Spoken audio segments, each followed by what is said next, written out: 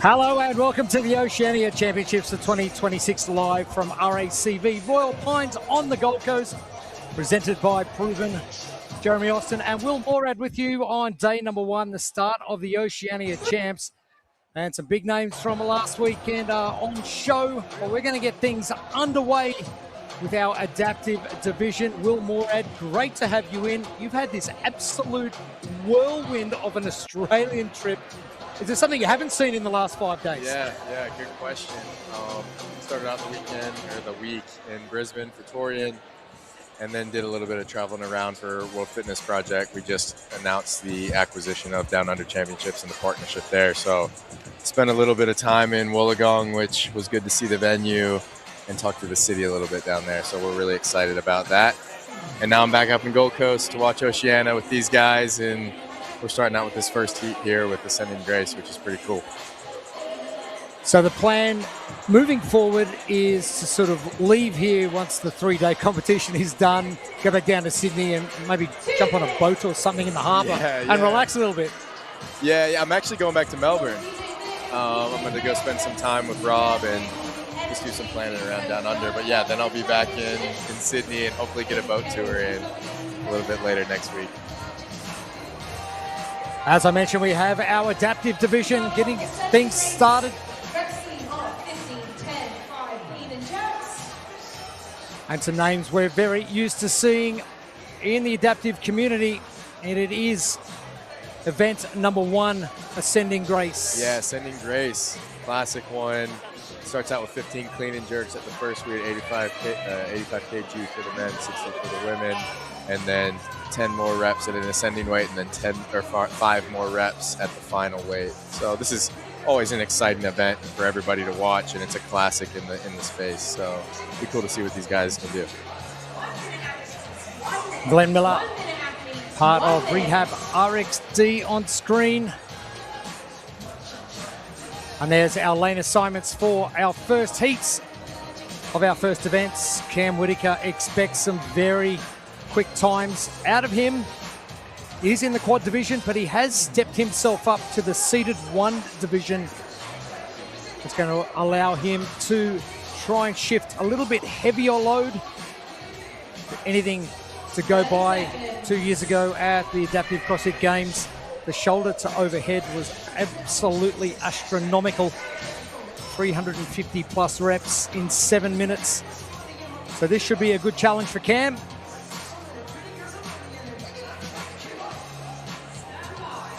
Beautiful setting here at Royal Pines.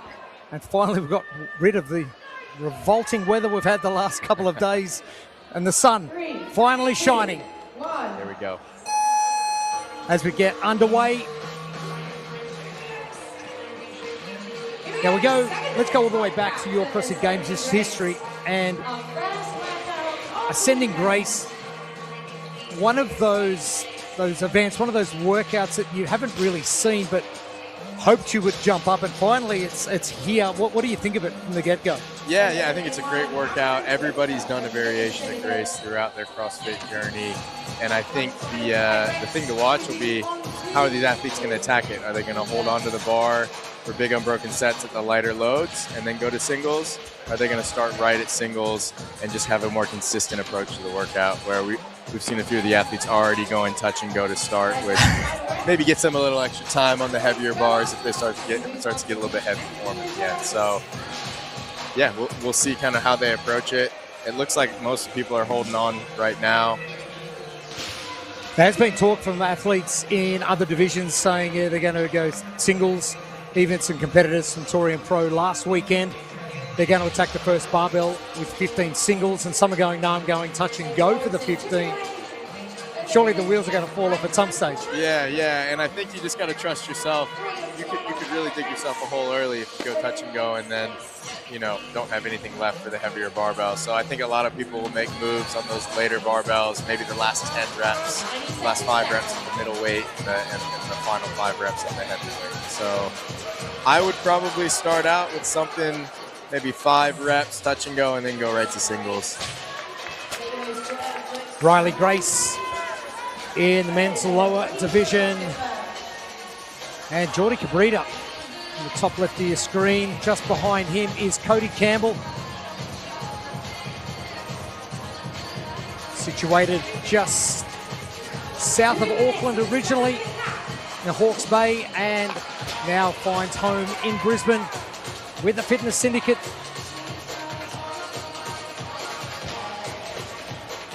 Sam Stubbs, CrossFit Husky, and Huskinson down on the East Coast, down near Wollongong, as Glenn Miller. And no doubt you've done a million variations of Grace in the past. You get to that point where it just sticks. Yep. And I think I usually feel it in my legs, more so than my shoulders. And it's just something where you kind of got to try and finish the workout before the tunnel closes in on you, And I think specifically in this variation, weight changes will play a big factor. If you can be really efficient on how quickly you can get the heavier weights on the bar, you could probably add or give yourself a few seconds on the other competitors on the floor. So you can see some people have probably planned breaks on the barbell, maybe a little bit more urgency for the last few reps on a bar so they can have a little more time changing the weights.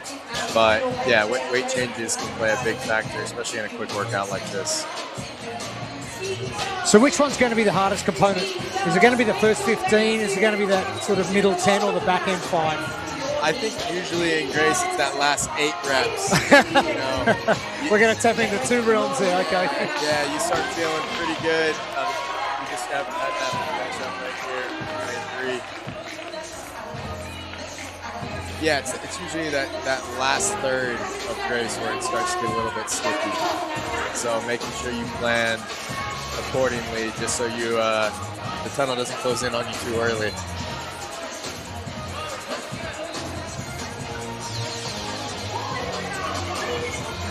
Judge's hand in the air. Amy Robinson. And regardless of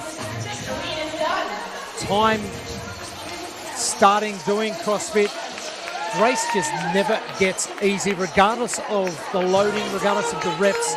It's always that nasty time that you have for that couple of minutes. Yeah, they say the better you get at this stuff, the harder it gets. And I think there's a lot of truth to that. You just get more aware of the pain you're about to go through.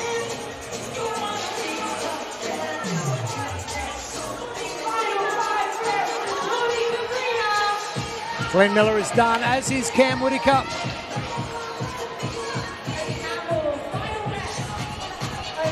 Cabrita continues.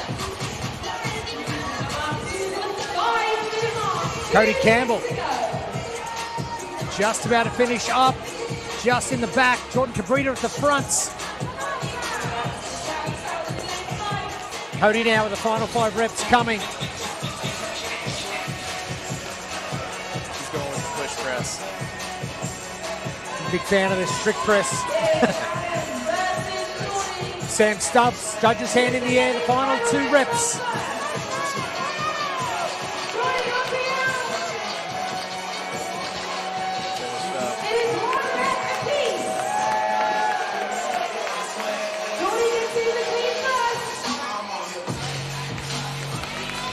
Seven-minute time cap for event 1. Jordan Cabrita is done as well. Cody Campbell. Jordy. There we go. 2014, me and Colin did the double Grace variation at the games. Colin's out there right now coaching. So I think we both have an intimate understanding of what these athletes are going through right now. I'm going to assume that it wasn't a good time. No, it's always the same, right? You're on the floor laid out, but yeah, it's good to see fun out there.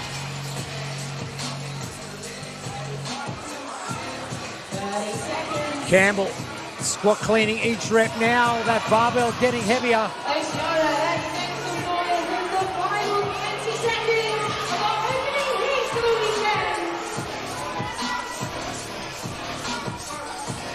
Final barbell, 40 kilos for Cody Campbell. Adam Torrance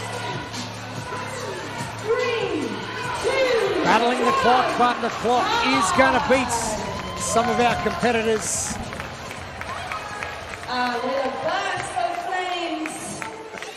Probably not the best way to start your Friday night. There's worse ways, I think so. Grace is a good go-to. Kick off the competition. I think everybody had fun. Short workout kind of kills some of the nerves. Now, back to when you were competing, when you got onto the competition floor for the first time, how were the nerves from your perspective? Is that something you sort of embraced, or was that sort of a bit of anxiety for you going into competition? Yeah, I think a lot, and all these athletes are the same. You prepare as much as you can, and you believe in your preparation. So I think that helps mitigate some of that stress. But yeah, once leading up to it in the corrals, the warm-up area, that type of stuff, there's definitely some anxiety and anticipation for the event. But once it's 3-2-1 go, you just trust your preparation and you know exactly what you need to do. So we saw that out here. There was a lot of good game plans. You could notice that people had plans with how they were going to break right off the bat. And yeah, I think that's really the biggest lesson I had for my career. Just trust your preparation, and that can ease some of the stress. Our second heat coming to the competition floor.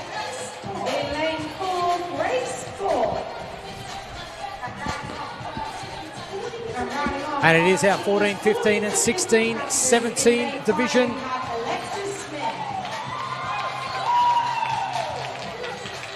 And we have 4 and 4 lanes 2 through 5 will be our 14 and 15 division.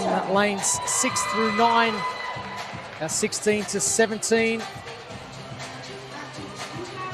Indy Palmer, lane number 9, Austin HBZ, way up north in Queensland. Sitting on the podium last year.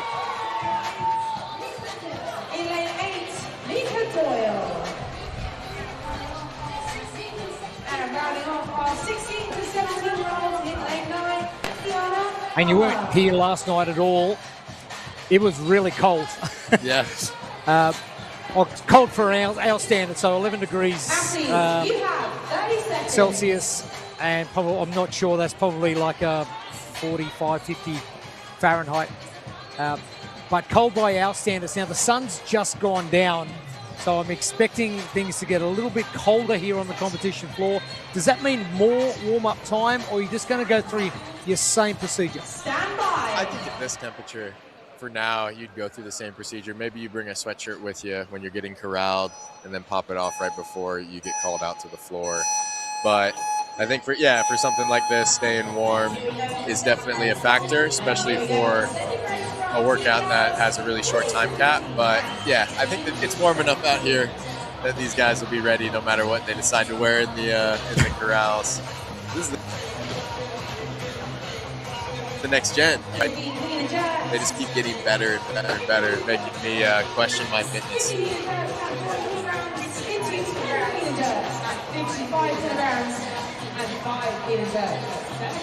Maya Nolan just getting some tips from our judging crew from Fitness Syndicate up in Brisbane. We got some Nano 2s out there.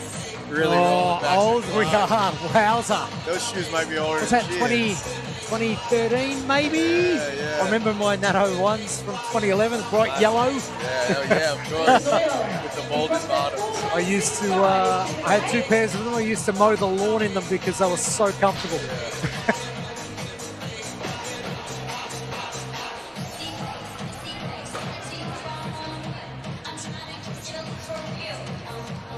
Yeah, it's interesting. Some of the athletes are wearing lifting shoes, some aren't. I think you would anticipate the athletes that are wearing lifters might go to squat cleans at the heavier barbells. We saw that from Cody Campbell in the previous heat. Mike Credlin, CrossFit Moore in Brisbane, one of those athletes wearing lifting shoes.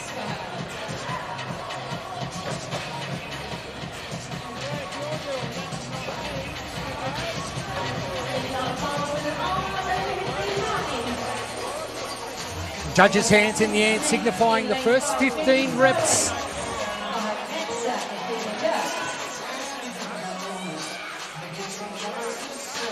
Quick shot of Indy Palmer before.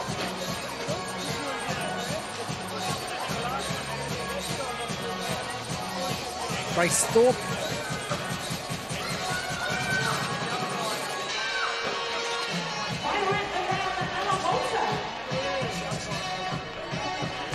And great to get exposure for these athletes at a young age on a competition floor. And if you're starting this young, your progression's going to be good, but also the arenas you're going to be in are going to get bigger and better. Competition's going to get fiercer. Yeah, I think it's all of the youth divisions that are popping up at events all over the world have been really good for growth of the sport from where I sit. And it gets the excitement. You know, an event like Oceania is definitely a great first bite at a competition, intimate setting. You know, we got a great crowd out here. We got a nice broadcast team. But yeah, I think the quicker that you can get yourself out on the floor, the more prepared you'll be when the brights get even lighter, you know, and maybe we'll see some of these girls out on the World Fitness Project Tour someday. There's just so many more opportunities out there for our athletes. And Maya Nolan just having a few issues getting that barbell from that rack position to overhead. Ella Holter, that barbell getting a lot heavier now, as you mentioned. The squat clean now coming into effect. Yeah, we'll start seeing some split jerks now. Mika Doyle in the purple shirt in the background, having no trouble. Yeah, we've seen a lot of athletes start out with bar clean push jerks, and then now the bar gets a little bit heavier, maybe some squat cleans and split jerks.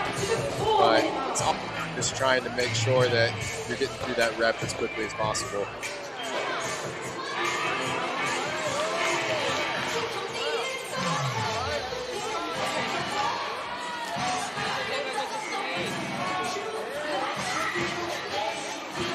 That rack position, so important. Get that bar in a good overhead. Alexa Smith. There's Ella Holter once again.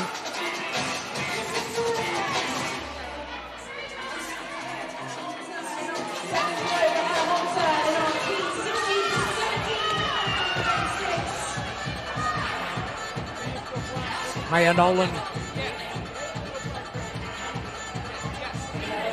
just taking in every bit of advice she can. Great technique at lane 6. Oh, Indy Palmer just same deal. Just that shoulder to overhead. The clean's not the problem. Coaching from the sideline.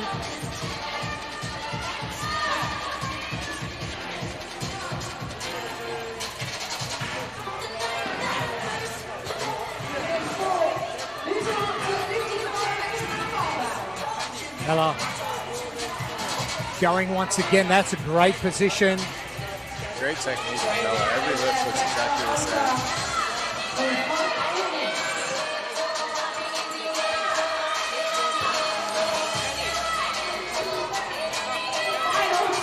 Mika Doyle at the back in the purple shirt, continuing.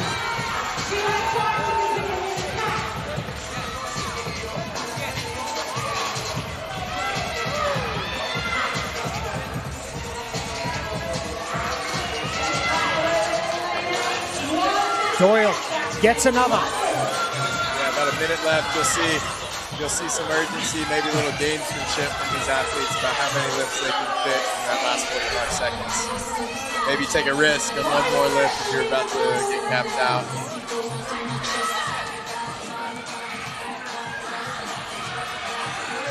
Maya Nolan continuing.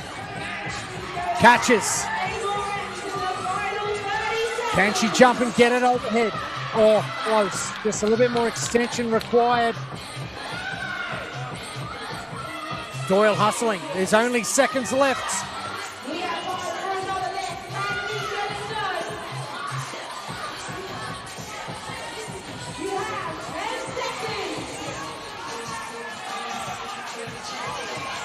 And time going to beat them once again. And 2 heats down, and the job doesn't get any easier. No, it's just good to see the young athletes moving so well. Like, the technique level is at such a high level here. That's always something that's encouraging to see, is we're talking about the future of the sport. And you got to build a strong base if you want to do this and have a lot of longevity. So really impressive. Obviously we had a front row seat to Ella. Just wonderful technique on her part. Shout out to whoever her coaches are. You're doing a great job. Well, if you think back in the day, like, we go back and go, hey, what were these movements back then? Right. At this age, it was like, this is crazy. Yeah, just watching videos on YouTube, trying to teach yourself. The sport's come such a long way in a short amount of time. But having the experienced coaches now teaching the youngsters coming through, it's only going to be good for the sport.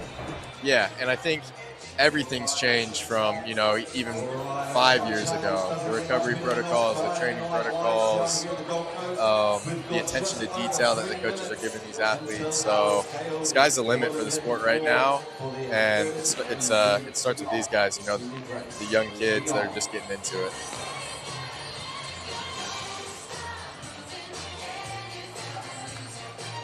Our schedule for Ascending Grace, day number 1 of the Oceania Championships of 2026, live from RACV Royal Pines on the Gold Coast. Our next heat up is going to be our scaled women's heats.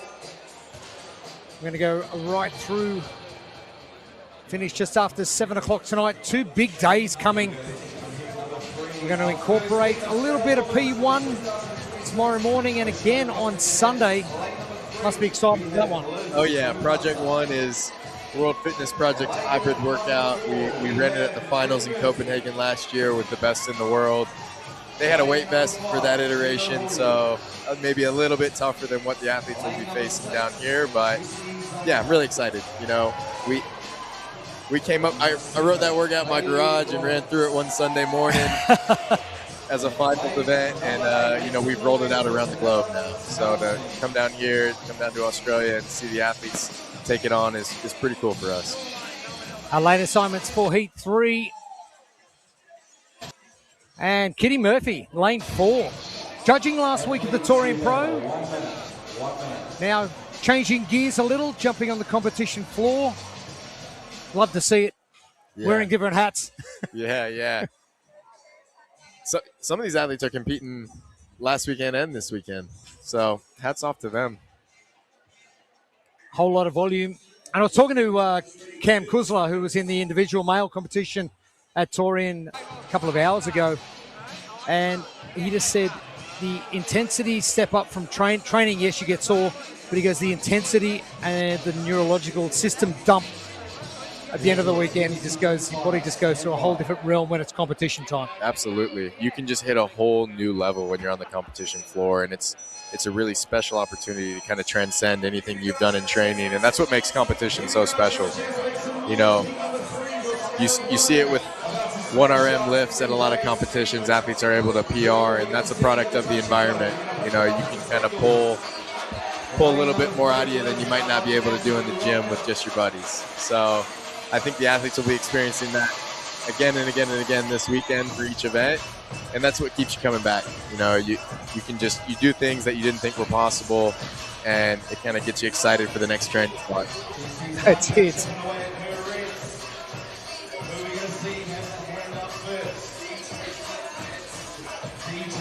Liz Tanavasa, another of the CrossFit More athletes that are down here this weekend from Brisbane. Chino Horio from Fitness Concepts.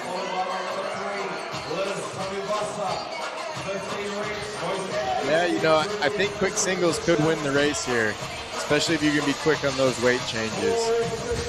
You notice a lot of the athletes taking big rests later into the workout, and I think you save a little bit on the front end, especially with those weights gradually getting heavier. You might be able to move those last 10 reps quicker if you just started out a little bit slower.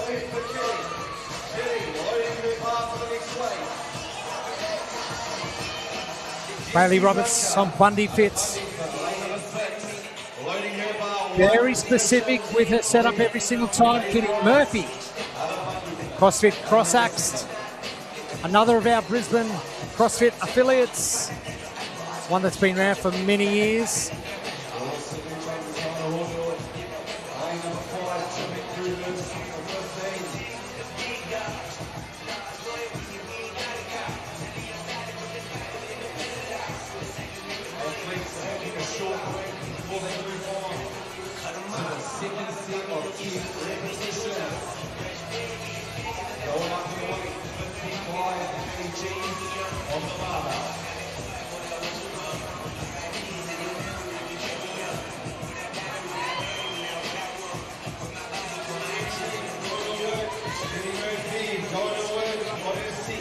Kitty already one weight change now. Liz with her first weight change. Rack position good. How's the overhead? Even better. Yeah, if you can catch in those very stacked positions, it just rewards you later on too. You know, if you're not in a perfect stacked position, you're just kind of wearing yourself out a little bit more than you would otherwise, and it gets magnified more and more at those heavier weights. So you can see a lot of these athletes have really great catch positions.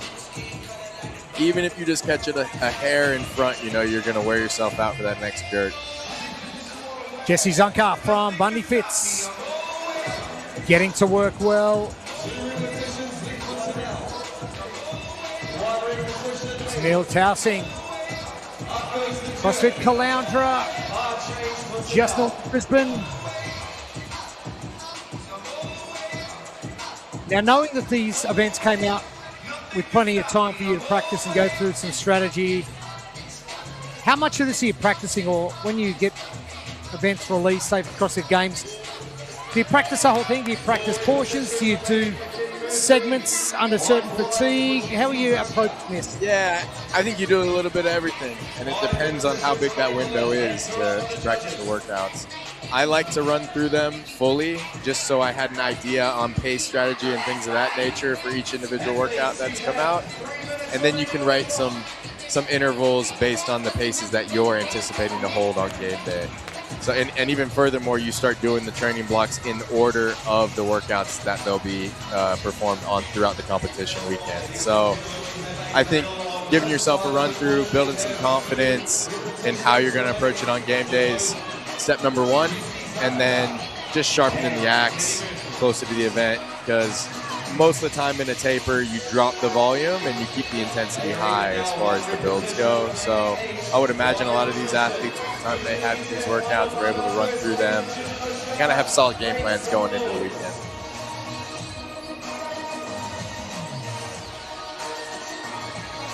Jessie Zunker just getting her barbell loaded for the final five. And Shino from the Fitness Concepts getting to work. I think the hardest thing when the workouts come out early is just not doing them over and over and over and over again. So that's a challenge sometimes, is to not overwork the workouts. But I think that comes down to trusting your coach.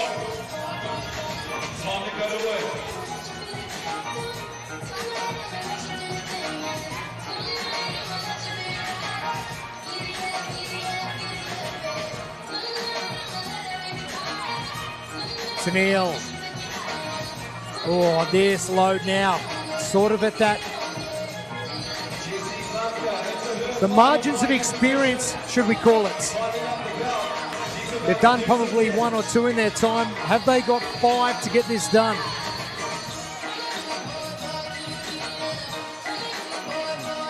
Jessie Zunker with a failed rep as well. Tennille going again.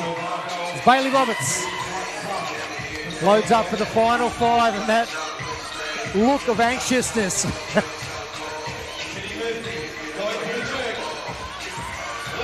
Jessie's still got a minute. And this has been a tough nut to crack. This is only our scaled division. The loads only get heavier from here. Yeah, it'll be interesting. A lot of these athletes aren't going to get done under the cap, so every rep really, really matters. You know, you got 30 seconds to go. One rep could jump you a lot of spots on the leaderboard. Got both these ladies.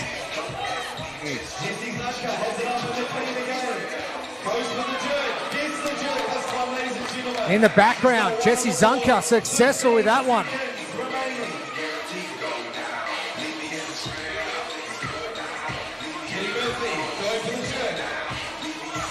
And there's not going to be a whole lot of time to get anything else done. Kitty Murphy getting that final rep done with seconds to spare. Ooh, tough going.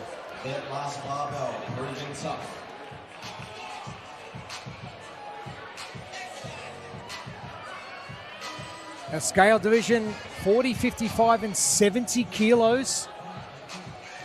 Whew. It's only getting heavier. I don't want to sign up for that. Yeah, maybe we jump down there in between heats. I'll let you do those.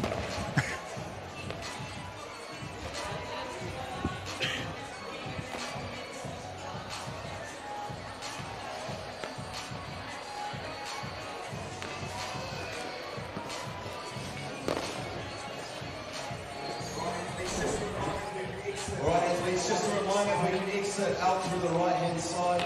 Kelly will be entering the corner of the Ladies and gentlemen, put your hands together for heat number 4 of our scaled women and lane number 2. We have Rochelle Jonathan.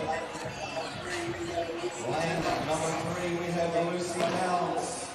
Lane number 4, Troy Eli. And our results from our second heats of the competition. Maya Credlin getting done just on that 7-minute mark. And just how difficult it is. 7 minutes, not a whole lot of time.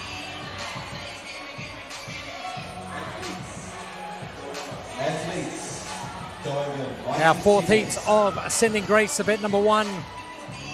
And if you're just joining us, welcome to Royal Pines on the Gold Coast.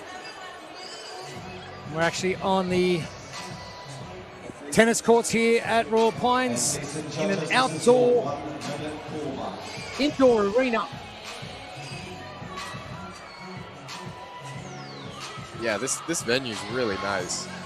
I think the tennis court setup is really cool. There's not a lot of this that happens in the States, so to come over here and see how you guys throw down has been fun for me. We have the fireballs too, which I'm a big fan of.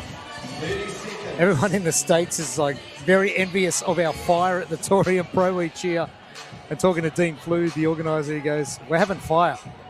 Yeah, because we have to. Oh yeah, it's awesome, man. I think it's probably something the athletes look forward to. You know, it's a good touch.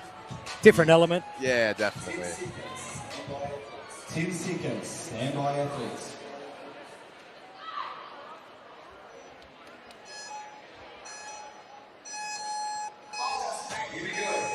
Heat number 4, and it is our second heat of our scaled women. Now you're sitting there warming up, you're coming out, you're corralling, about to come out, and you're just seeing a heat of your division go through, and no one finishes. What's the thought process there? Yeah, I think in an event like this, it shouldn't affect your game plan too much. I think where you start to get those cold feet maybe or hesitations is when they go ahead and they announce the workout last minute, and then you see the guys just coming off the floor just totally smoked from it. So I think these athletes kind of know what to expect, and they know what their capacity is. So hopefully they don't let the other athletes impact their strategy too much, but I'll let them speak for themselves. Lucy Downs on screen before.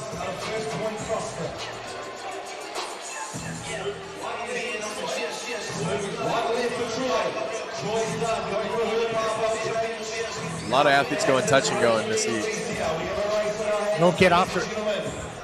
Are you of the opinion that maybe for some events and some workouts in competition, go out hot and hang on and see what happens is a good strategy or not? Yeah, I think so.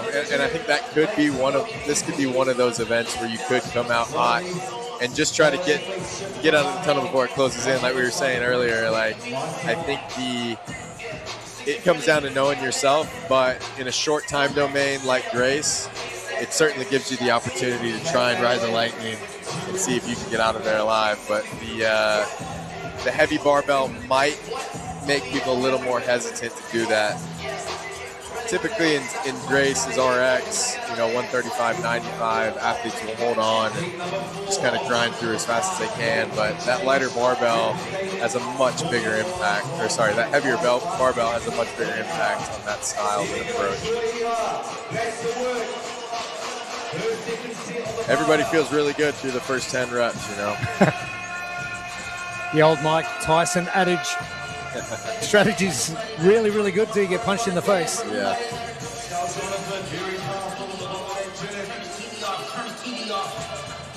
Michelle Jonathan, CrossFit EXF, the affiliate of Moses Pizzello. Just got these images of Moses dancing with a cowboy hat with Mr. Mister Saturday night at Pat Rafter Arena last week. That was a good time. It was my first experience with the show over there. It was really cool. Boys headed off to the States as Ricky Lee out of suburban training continues the first set of 15. Ascending Grace, great way to split it up. 15, 10, and 5 reps of clean and jerk.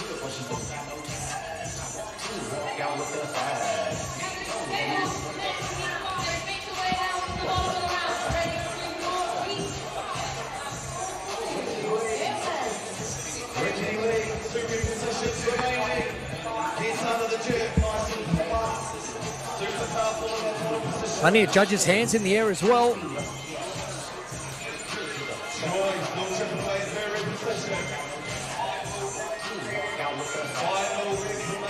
Roy Haya. Moving on to her final barbell. Athletes, you have just over 3 minutes remaining on the clock.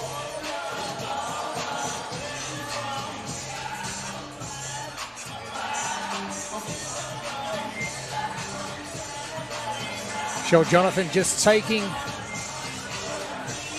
an adequate break. And it's a time frame that's too short, or it's a time frame that's too quick, and you're trying to get that heart rate and the breathing under control. Yeah, I mean, I think the more anaerobic they get, the more you can't really listen to what your heart rate's doing. If it's a 1 minute sprint event, you just kind of got to throw caution to the wind and go. But something that's a 7 minute cap, you have to have a little more respect for what your body's telling you. And I think, a lot of these athletes are finishing up the cap as we watch. Like, they definitely paced it. They didn't come out too hot. A couple of them started with some touch and goes, but have settled into a nice pace here. Asma Hassan from CrossFit Koa. 2 minutes remaining on the clock.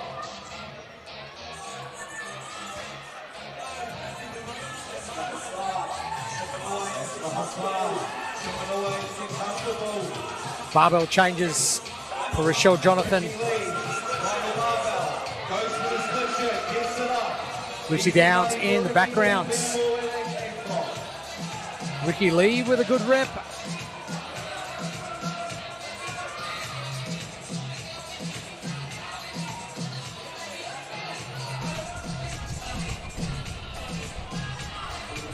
And there's a lot of barbells on floor at the moment. Athletes all sort of taking a very similar break at the same time.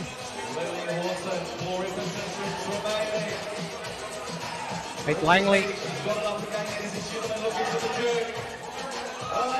And it just seems to be athletes going through the clean portion, not the problem. Those triceps getting a massive workout. Yeah, and I think you're losing leg drive, something like this. It's not even that your shoulders are that tired necessarily. It's that leg drive that you're using to get the bar over your head just diminishes, and you put more of that load into your arms. And that's at these types of weights you're going to fail, unless you're using your legs. Kate Langley with another failed rep.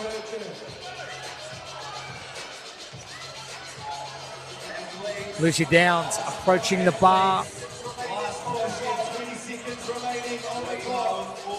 Ricky Lee unsuccessful with that one.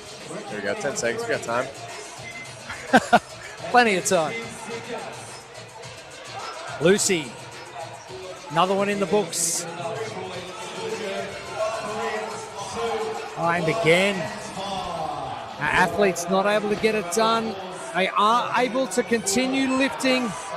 And just into the right of your screen there, Lily Horton sneaking a rep in just after the buzzer. As long as that barbell is off the floor.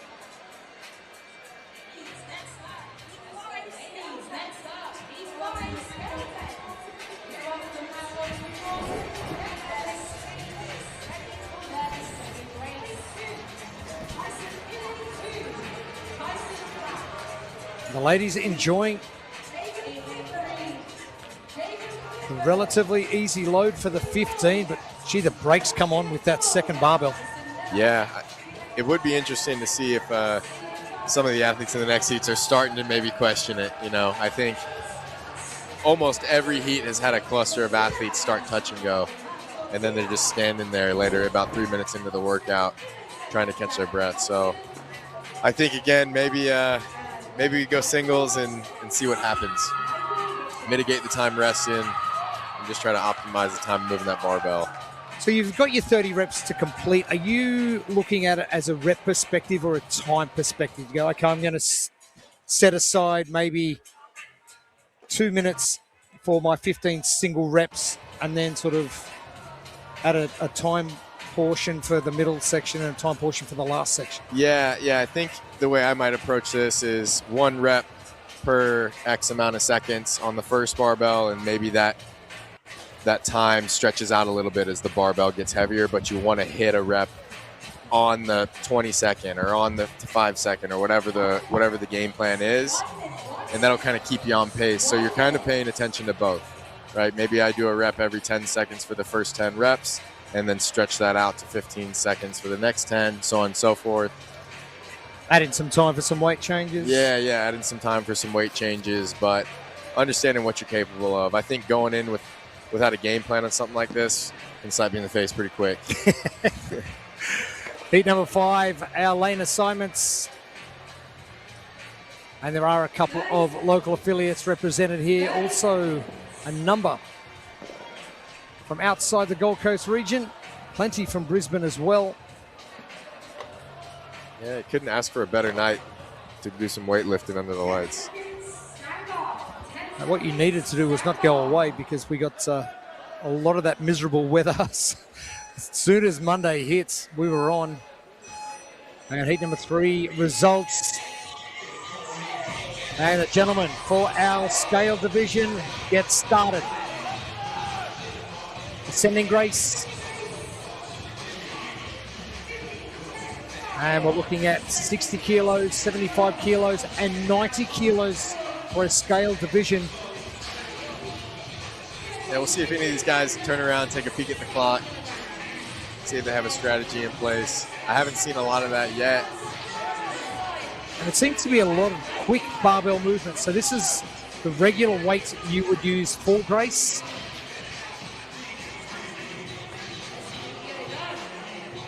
So the 135 pound, 60 kilo barbell to kick things off.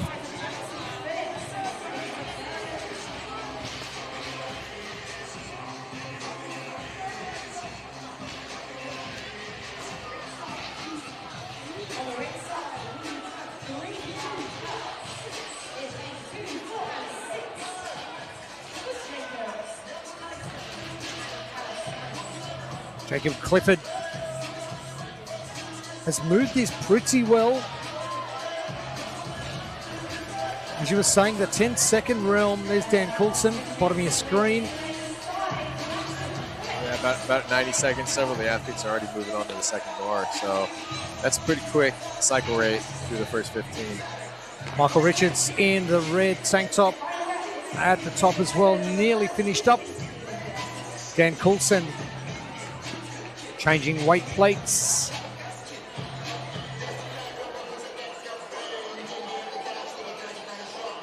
Jackson Phillips doing the same. Jackson from Suburban Training.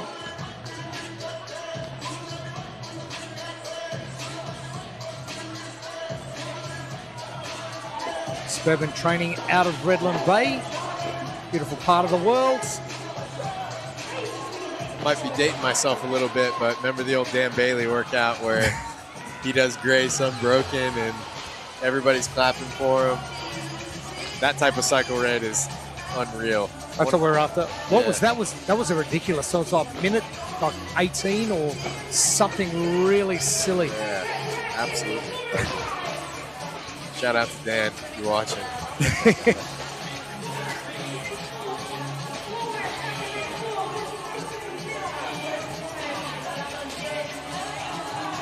Now, correct me if I'm wrong. Is he one of those athletes that never podiumed at the CrossFit Games? I think so. I think he might have finished fourth or fifth. Won the Open and then finished fourth, but never actually got on the podium. He was in that unfortunate era of Rich Roney. And for me, it was more Matt Frazier. You know, those guys took away that top podium spot for everybody. But with a tennis reference, it's like that era of Roger Federer, Rafael Nadal, Novak Djokovic, Andy Murray. Damn it! Andy Roddick was probably in that sort of in that realm of going. Damn it! Why wasn't it a couple of years either side of that?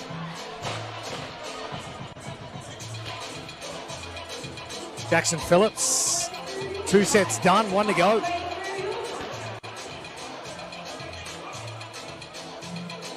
Alasana.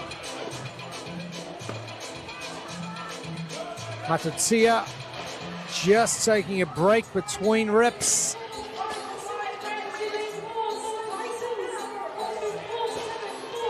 And for the gentlemen in the scale division, doesn't seem like the weight is going to be the issue. It's going to be trying to get that heart rate and breathing under control. Yeah. A lot of these guys are about to load up their bar for the last time, for the last few reps. So we'll see. Might be some head-to-heads here at the last 5 reps. Well, only 4 minutes down, 3 left on our clock.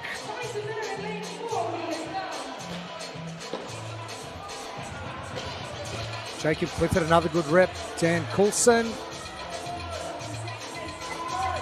And you can just see those feet sneaking a little bit wider just to limit the range of movement, the barbell movement overhead. 4.5 minutes, that might be the fastest time we've seen so far. Dan Coulson, easy as you like. And CrossFit Urban Energy getting that done. And roughly 4:45 for Dan Coulson. And you're spot on, fastest time so far.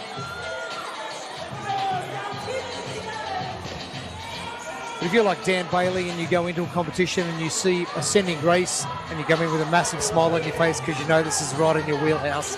Yeah. Did you ever get that in your career where it was just like, I got this?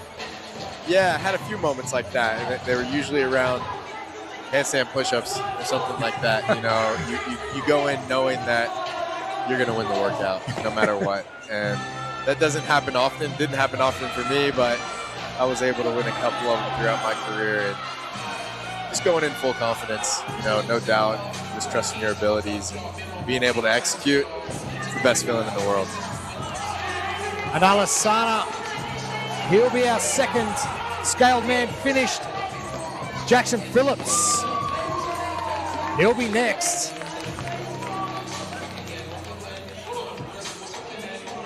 So 3 finishes so far, still with 60 seconds. Jacob Clifford. And the drop under. Not too deep. So not looking too bad for Jacob Clifford as he changes his barbell out for the 5 final reps. Tyson Pratt still on the course, as is Michael Richards.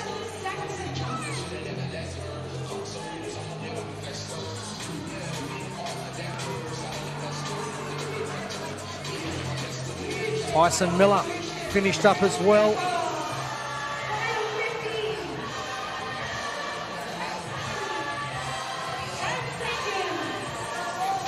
Michael Richards, not sure there's another rep left in that with the time left to go.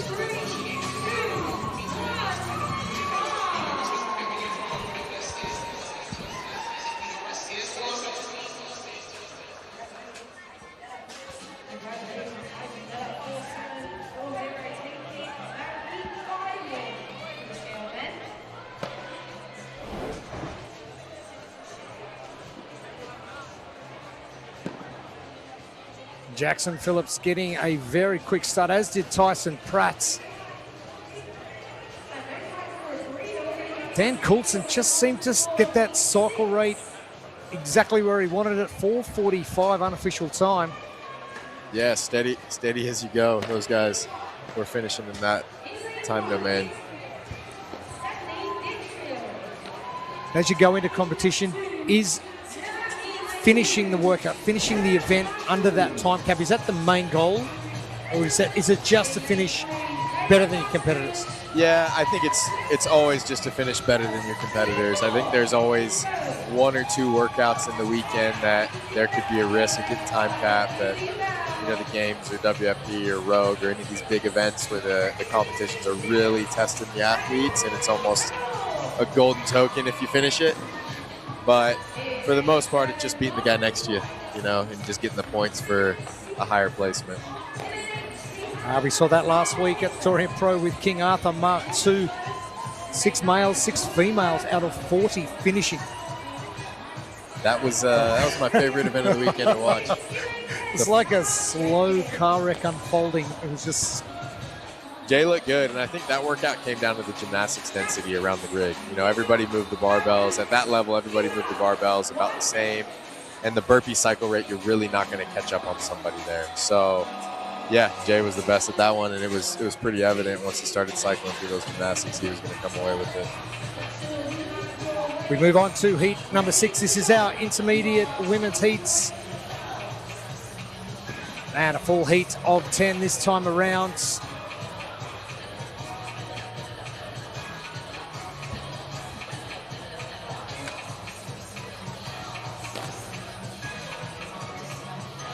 Our ascending grace, our intermediate loadings, 50, 65 and 80 kilos.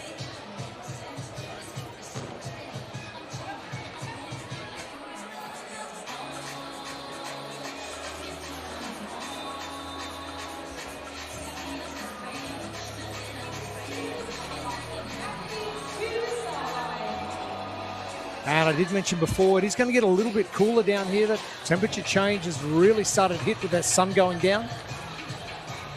Lights on in the arena here at Royal Pines on the Gold Coast.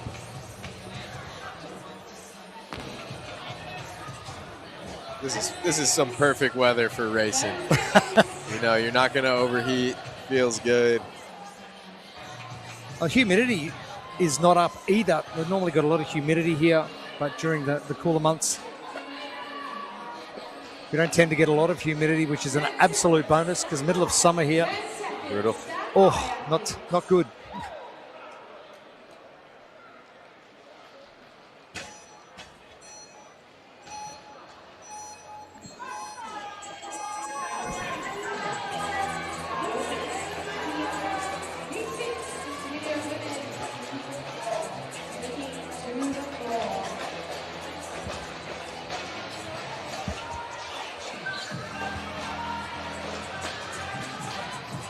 And the drop under that we really haven't seen so far. The mat getting that position underneath. There's been a lot of shallow drop underneath the barbell, and the mat seems to be going pretty well underneath. Yeah, all these athletes starting out with singles, so maybe there were some things said between the heats, like, hey, just start with singles and you set yourself up for success later in the workout. But we'll see how it plays out right here. Alexandra Ison, bottom of your screen from CrossFit 505 in the north of Brisbane.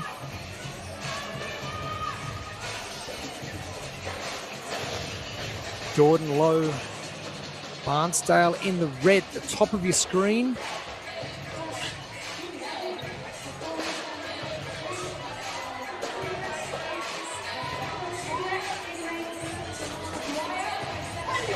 And Keely Bell just going the split jerk all the way.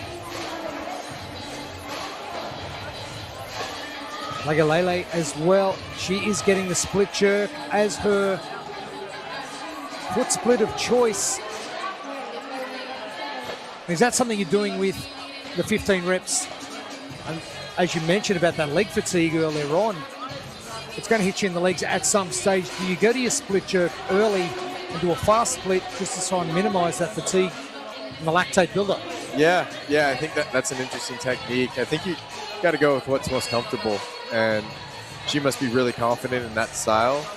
She's not even standing up after the clean. She's just going straight into that split jerk from the power position from the catch. So yeah, just trusting what you're most comfortable with and rolling with that. But she looked really consistent through that first 15 reps. It'll be interesting to see if she can maintain that technique at the heavier loads. The mat, Mahfoud's CrossFit flat whites. And that drop under the clean every single time. And she's pretty short-statured, which is allowing her feet to come out wide enough and back under her center of mass pretty quickly, minimizing that fatigue. Catching now a little bit forward. And that jerk's looking pretty good. That clean, however, just going to fatigue those legs.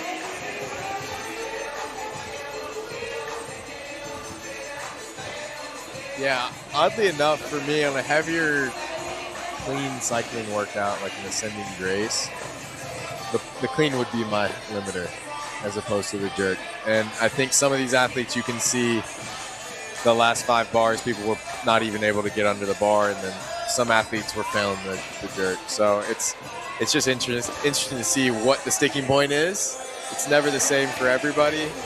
Just kind of speak from personal experience, and it was always going to be the clean for me, never the overhead, and that's a problem. Because sometimes if you can't get the bar on your shoulders, you're a little bit further from the finish line than that's right. You're just worried about the jerk. So maybe something I should have worked on a little more. As with competition and workouts and movements across the years, you always find something to work on.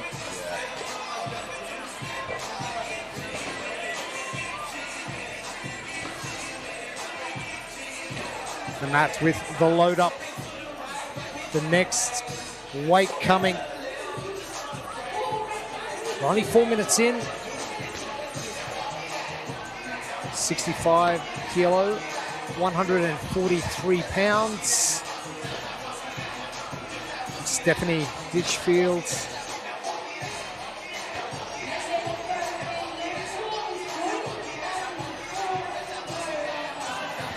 The confidence, obviously, a massive thing. And some of the faces are giving away just a bit of lack of confidence with the loading. Yeah, it is heavy. Yeah, and I think once you start having that realization, it can get a little bit scary to dive under that bar. But we'll see. They got 2 minutes left to finish this. Weight changes might start playing a factor here as they're loading up for the last barbell. Martha Dwyer finishing.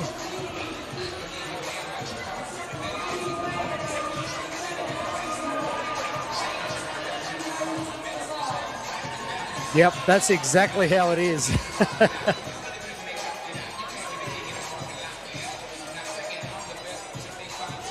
Matt from CrossFit Flat Whites. Caitlin, another rep, not in a real rush to get that next one up.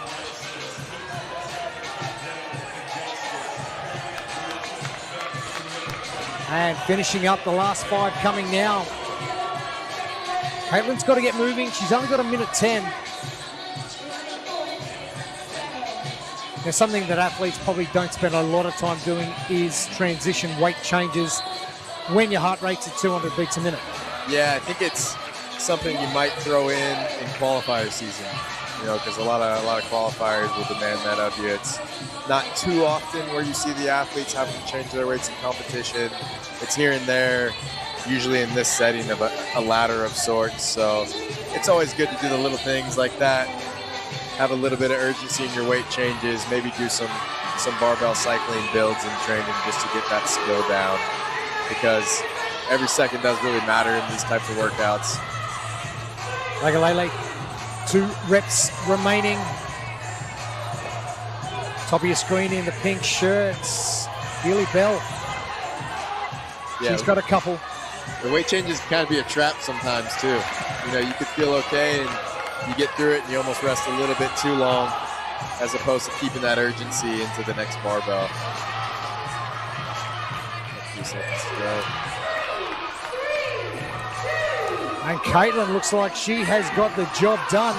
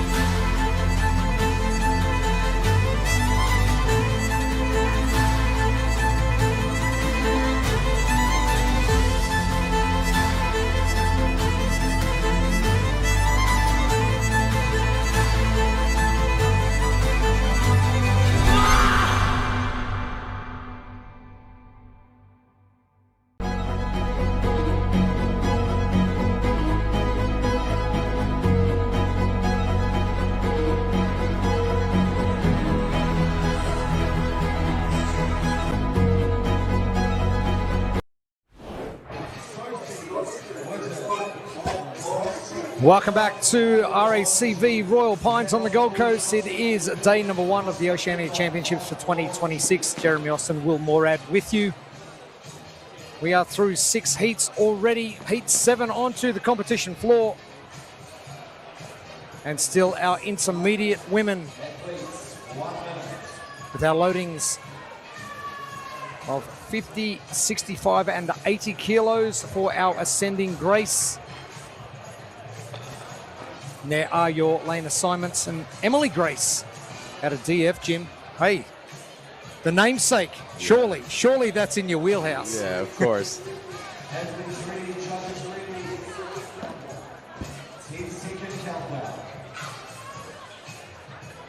There are your results from heat number 5. There's Dan Coulson's time, very quick as we get underway for heat 7.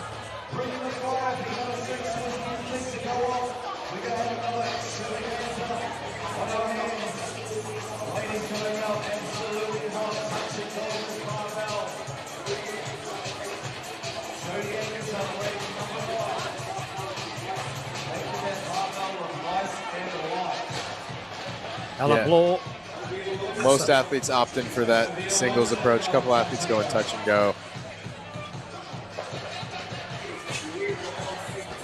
But as you've mentioned, it is going to come down to personal preference. And obviously with Ella being a little bit taller and just under that 6 foot mark, the stature of the athlete is going to come into play as well, and how far that barbell is going to travel. Yeah, absolutely. It's a lot further for her to get that lockout on the jerk, but you could say that she might have an advantage on the clean and the pull, and just levers helping her pull a little bit stronger. But with 30 reps, if it takes you a second shorter and you have the same fitness level as the other athlete, you're always going to win if you're a little shorter. So I don't know that that's something that many athletes are saying in the back, but the details do matter. Ella Bloor out of CrossFit Midnight Life Long Jetty. Down in New South Wales. It looks like she's got a great rhythm going on. And you've seen at the CrossFit Games, the bigger guys are winning now. So maybe the body type is leaning towards a little bit taller with guys like James and Hopper. Roman. Yeah. Those, it's hard to argue against that, but I guess Tia's always won it. The enigma. She's not the tallest, yeah.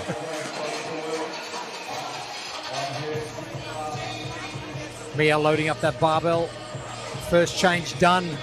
That's quick time, 2 minutes 20 to get through the first 15. That's some good cycling. A number of the ladies for intermediate women's heats getting that done. Stephanie Whittingham, CrossFit Brisbane, one of the original top 3 CrossFit affiliates in the country. And still going strong in Coorparoo.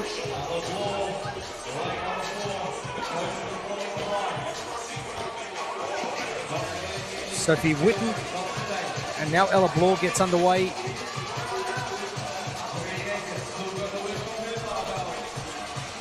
Now, if you're tuning in at home, you've got your ascending grace. You've got 15 reps at one weight, 10 reps at another weight, and 5 reps at the last weight. Is it going to be a similar sort of time frame to lift the 15, the middle 10, and the back end 5 with that extra loading? Yeah. I mean, I think it could be. I think it's hard to.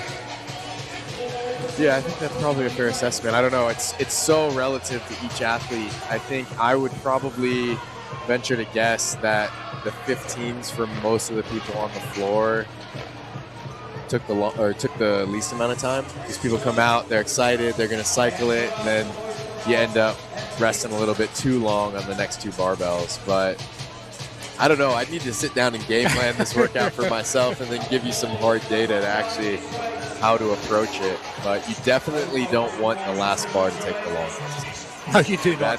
That is certainly a recipe for disaster. So well, we've got another 13 heats to come.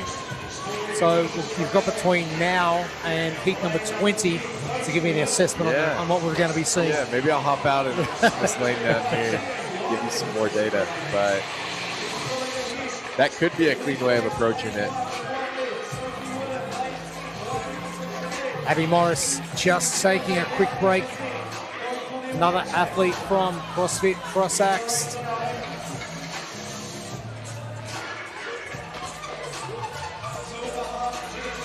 Sophie Whitten just getting those changes done on her barbell. She's in lane number 10.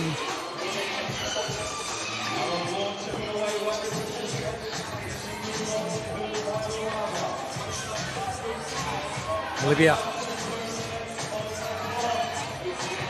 holding that barbell a long time overhead. I would be getting it up there, getting the rep done, and getting that out of my hands as quick as possible. Yeah, you got to think one no rep on this event is really costly. So making sure you make eye contact with your judge, or you're talking to your judge and understanding that your rep is good is going to go a long way, especially when you get to those last few reps. A no rep could cost you a bunch of spots on the leaderboard or even finishing the event. Mia, mental preparation, staring the bar down. Find yourself talking to yourself or talking to the bar at all when you're out there? Definitely some talking to myself. I don't know that I've ever spoke to a barbell come on, or bar, an implement. let's do this.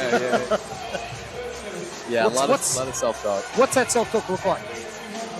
For something like this, you're just trying to pull everything you can out of yourself. So use some choice words and just pull it out of yourself. Try and make it happen. I think with lifts that works. It's harder in longer grinding workouts that we'll see later this weekend. Self-talk there for me was more of a calming, like confident thing. where in something where you got to kind of unleash some violence, the tone of the inner voices changes a little bit. All right, buddy. Let's do this. We've got 30 seconds. The time cap is coming, and there's judges' hands in the air everywhere. And the final rep is proving to be the hardest for some. Sophie Whitten. That barbell coming up and coming down very rapidly for some of these athletes.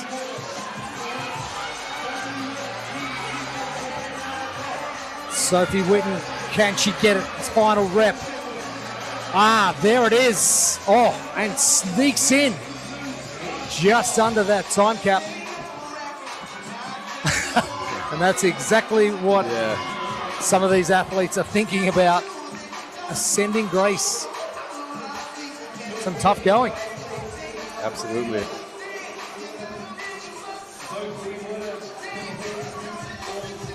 $50 to $65 to 80 kilos. Sophie, all smiles coming out. Not so to finish off with. Ella Bloor started off great rate of knots and a good cycle rate with that barbell. Not able to get it finished, however. Well, if you think back in the day, like early 11, 12, 13, 80 kilo clean and jerks for an intermediate female division. The athletes have evolved. Haven't they? What? Yeah, it's really impressive. I mean, we started talking about it with teenagers, and now you see these ladies moving some serious weights. We just saw it in London, the 600-pound deadlift club, the 400-pound deadlift club. Crazy. The athletes just keep upping the ante for what's possible, and I think that's what's so important for just the community to see. Like, this is what's possible.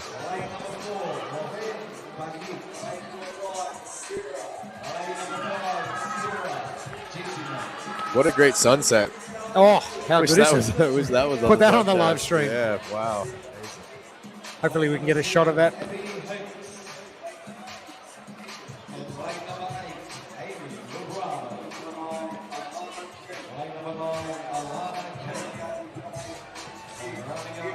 Athletes from heat number 8 coming out onto the floor.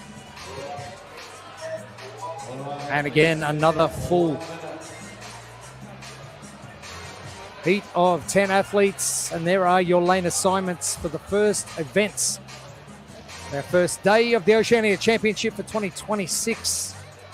Thanks for your company wherever you're joining us. Our intermediate female division. As the sun is setting here on the Gold Coast. Oh, there we are. Only the best for you, Will. I appreciate you calling that in for me. It's been rainy and cloudy the whole time, so that's a welcoming sight.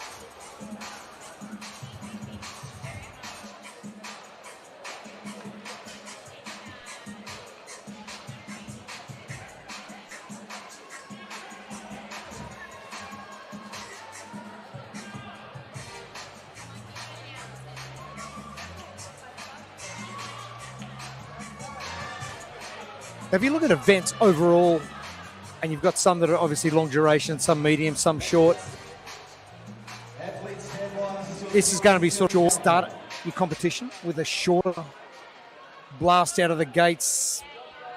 Yeah. I mean, sometimes I think it challenges the athletes in a unique way. You go straight into the pain cave off the rip, and it's something really high power output. So you could argue, you're going to optimize the performances in this style of an event by doing it first. But typically, I like to do something that's more of a 15 to 20-minute time domain for the athletes. That's what we've done traditionally, at least over the past few years with the World Fitness Project. But I don't think there's a right or wrong answer. I think it comes down to the vision of the event director and the programmer and how they want to layer fatigue throughout the weekend for the athletes. So, yeah, it's not right or wrong. This is a fun one. At least you're only in the pain cave for a 7-minute time cap. It's not a 40-minute beatdown. And is that when you're sitting there programming the event, so we're talking about all of the different workouts that are involved in the event, Are you trying to showcase movement, fitness? Are you trying to test fatigue in certain realms? Are you trying to do everything at once? I think not everything at once. I think everything at once when the weekend's over, but not everything at once in each individual workout. I think each workout has its own demand and its own personality, and the way you layer the weekends throughout, or you layer the workouts throughout the weekend, can definitely impact the rest of the events for the rest of the weekend. But yeah, I think I don't want to give away too much and help the athletes out too much, but they've seen what I've done across 4 events thus far, and there's somewhat of a rhythm, at least in the tours. But we'll see what comes out in Grand Park. I think we got some exciting stuff. 100 calories on the Echo bike? Yeah. Come on. No one wants that. Yeah. But you try to have a balanced weekend, and I think they've done that here. You know, I took a quick peek at the workouts, and pretty balanced weekend. The athletes won't be tested in the same time domain too often, and I think that allows for the best athletes to come out on top at the end of the weekend.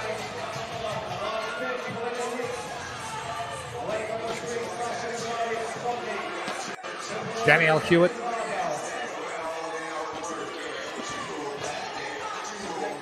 Moving very well so far onto that second barbell already. 65 kilos, 143 pounds. Sarah Jessamine. Got CrossFit Koa as well.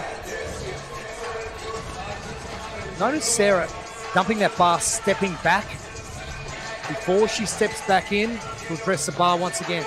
So it's a deliberate step back, step in, pacing strategy. Do you like it or not? Yeah, I think it probably resets her rhythm, you know, and I think each athlete has a little bit of a rhythm controller, whether they're aware of it or not, to just keep them in the mode or in the pace that they're trying to maintain. So it seems to be working great for her. She's right back on the bar. Maybe allows her to release some tension from her legs that she would otherwise be holding if her feet were fixed. So.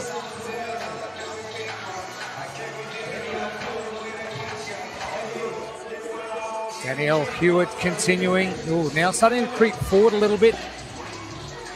Now, is that going to be just a balance issue, or is that going to be some increased fatigue on those quads that are just forcing you forward?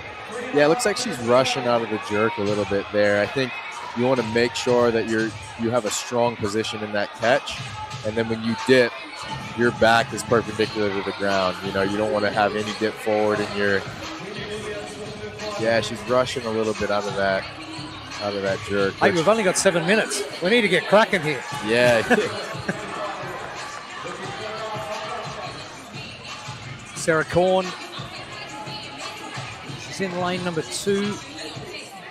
Another of our taller athletes. Another to choose that split jerk technique to get that barbell from shoulder to overhead. Really solid technique out of her. Approaches the bar the same way every time.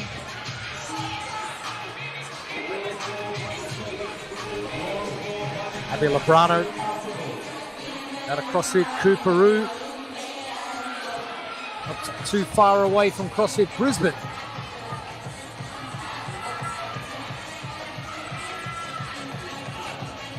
And big breath hold.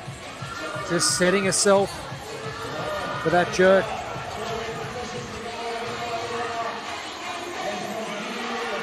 Danielle Hewitt from the Arena West.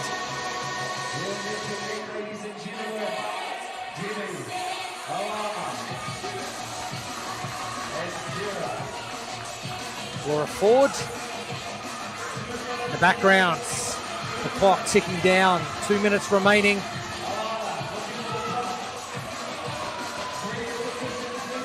More great split jerks from Lauren Boyer. Mesa Morfit in South Australia.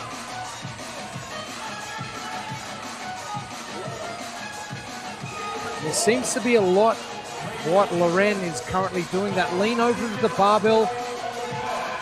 And are you trying to keep the barbell or keep in contact with your body, or just hanging onto it, or are you giving yourself that separation time from the barbell to then jump back on quickly? As far as technique goes? I've just noticed like athletes coming up and resting and actually leaning down and grabbing the bar, not getting ready to lift, but just hanging onto the bar. Yeah, I don't know. A security blanket. Yeah, maybe they're just holding on and like just trying to love the bar. Maybe they'll love them back. But I think not a traditional resting stance, but not at all. To each their own. Whatever's going to get you closer to the bar and get it moving, then I would urge you to do that. It's interesting to see, a lot of these athletes are power cleaning through the whole thing, and every time they pull, it looks like a great pull, a great clean. I would almost ask them, if you change to a squat clean a little bit earlier in the 30 reps, would you be able to cycle it quicker because you're not waiting to recharge the power needed or the pull needed to get that power clean position. Laurent Baget, great jerk as well, taking plenty of time. And that's why, because it was the final rep, and she's done under that time cap. We haven't seen too many of our females get across the line.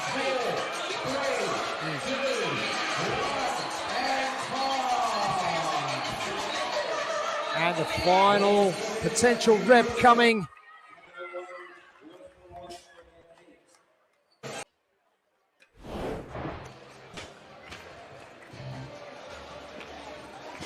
Smiles to start. Yeah, athletes, they're excited to be out here. Yeah, absolutely. It's the start of a great weekend. The weather's nice. It's breezy out here. They have the fire. Great broadcast team. Oh, one of the best, surely. What else could they ask for? So when you're coming into competition and you've got one event to do and it's 7 minutes and it's on day one, sort of give you that little bit of a toe in the water coming into it like an entire competition. Would you rather that, or would you rather a full day of competition to start things off? I just do, whatever they have prescribed. Okay. I think you just want to get stuck into the weekend, whether it's 1 or 5 events on the first day. You just want to get the first one over with. And I think coming out and being able to focus on a singular event for a day is a good thing.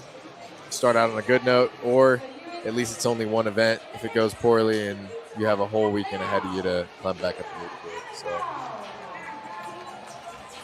This is heat number 9. Our intermediate men. And stepping things up. 70, 90, 110 kilos. There are your lane assignments. Heat 9 of 20, which will round out our first day of competition, the Oceania Championship for 2026. Jeremy Austin here, Will Morad alongside me, and great to have all of the knowledge. You're being very kind. Now, going back, I remember top 10 of the CrossFit Games, and the Echo Bike made its appearance at the start of the two-parter. That wasn't kind at all, and one of our local boys, James Newbury, got up to that first one, and that second part of it, I don't think there was much going on. No, I remember seeing James after that in the back, because, obviously we were all under the Coliseum together, and he was laid out for a while after that, which, I mean, honestly, you don't wish that on any of your athletes, or any of your competitors, but if they look tired, that's a good thing for you. It was a different strategy on his part. Don't sort of go well on both. I'm just going to send this first one and then see what happens with the second, and then we know exactly what happened with the second. Yeah. There wasn't a whole lot. No, 100 points for him, though. And I had a torn hamstring during that one, so I you were. I couldn't do that portion, but for some reason, I just don't know how you managed to just get through what you got through to get into that final 10. But that was impressive.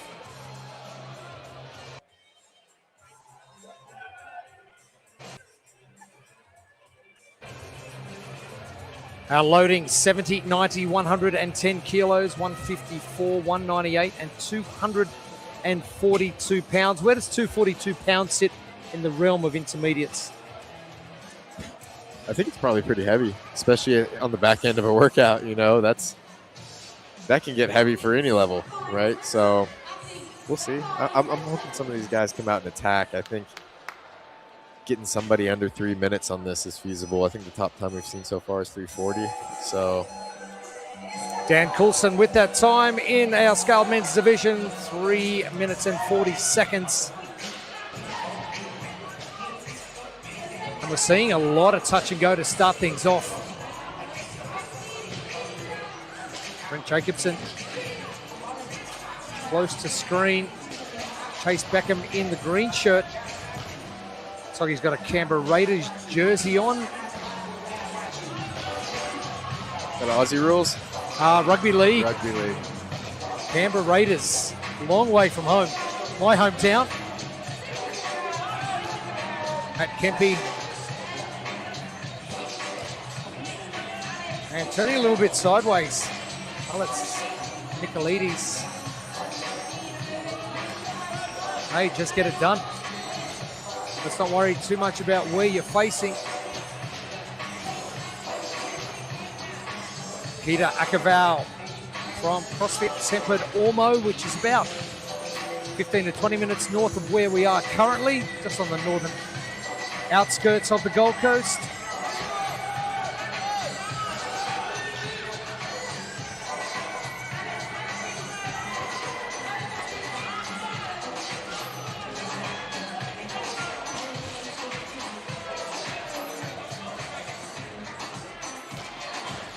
Kempe from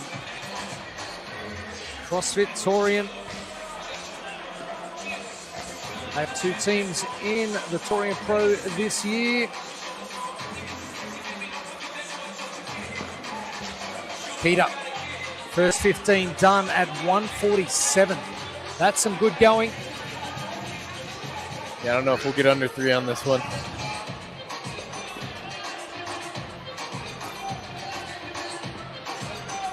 Jordan Campbell, out of Rebuild Kapalaba.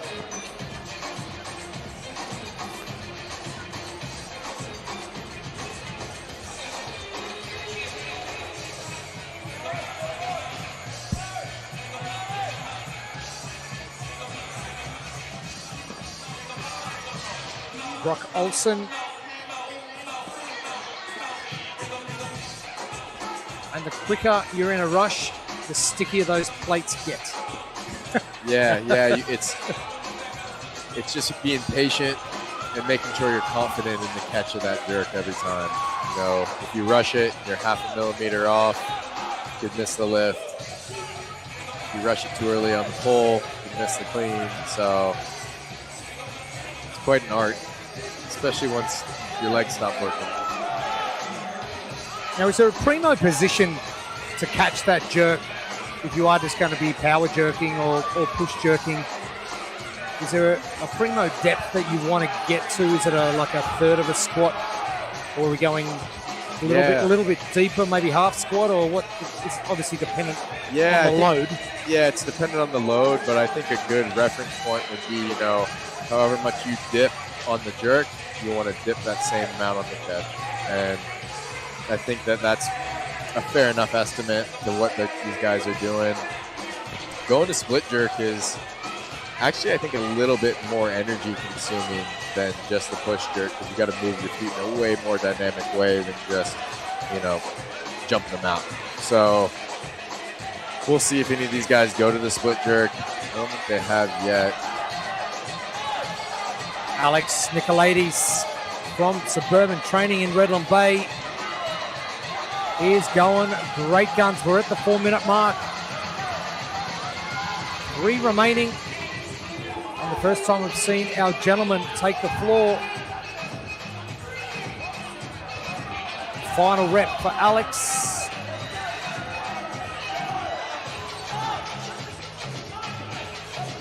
Chris Ewans, CrossFit Taris.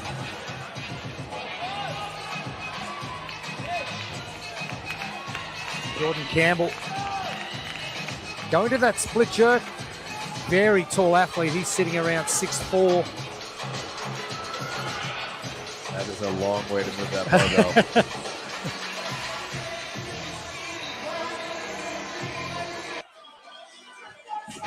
But he'll have his when we get to rope climbs. Absolutely, yeah. Yeah, and the machines for that matter.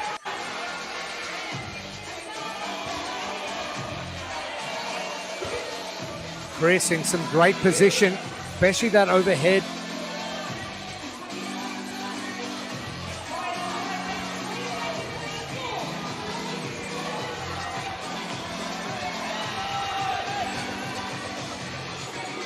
There's something about sticking a really good jerk or a really good snatch, or really it's snatch and jerk, where if you hit all of the positions perfectly, it doesn't even feel like you're lifting a weight. Doesn't happen that often, does it? No, no. Not in competition anyway. Yeah, you hope it does, but I think in this setting where they're under fatigue, it's a little bit harder to find that, but definitely a 1 RM.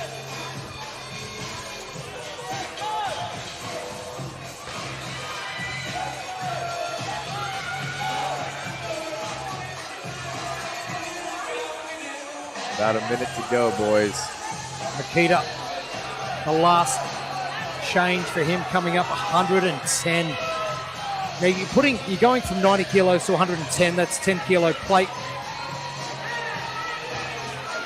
It's Chase Beckham. Sign him up for the Canberra Raiders. Comes over the line. How much does that play a factor, knowing that you've got a minute to go and you're loading on the hardest load you're going to be lifting? It's only 5 reps. You're playing mind games with yourself, going, this is stupid heavy now. Yeah, I think there's a couple ways to go about it. You rush the plate load so you can rest over the bar, or you take your time loading the bar and prepare yourself to, once that second plate is loaded on the bar, you got to turn around and pull the lift because you're running out of time, and there could be a cutoff on the leaderboard to getting just 1 rep on that final barbell.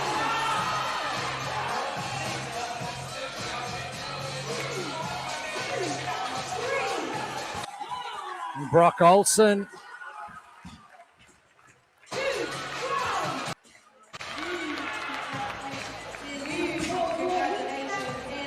Not able to get the job done. The only one who did was Chase Beckham from Velocity Fitness and Health in Kapalaba.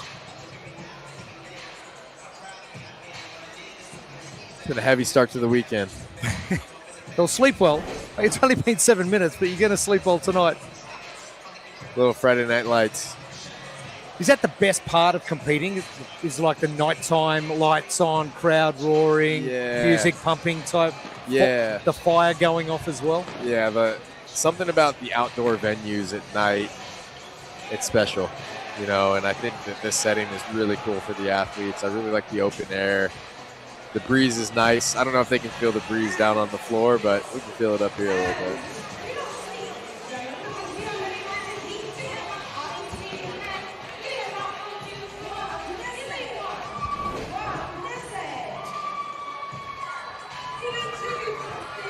We finish up with our 9th heats. There are your standings after our first event of this evening. Anthony Williams in that first position ahead of Sophie Whittington. We just saw Sophie a couple of heats ago. Lana King sitting in 3rd. That is our intermediate female division.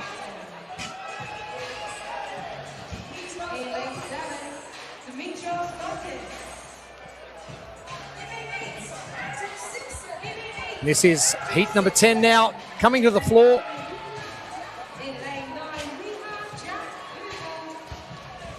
Their first event of this evening. It is Ascending Grace, 70, 90, 110 kilos, 154, 198, 242 pounds.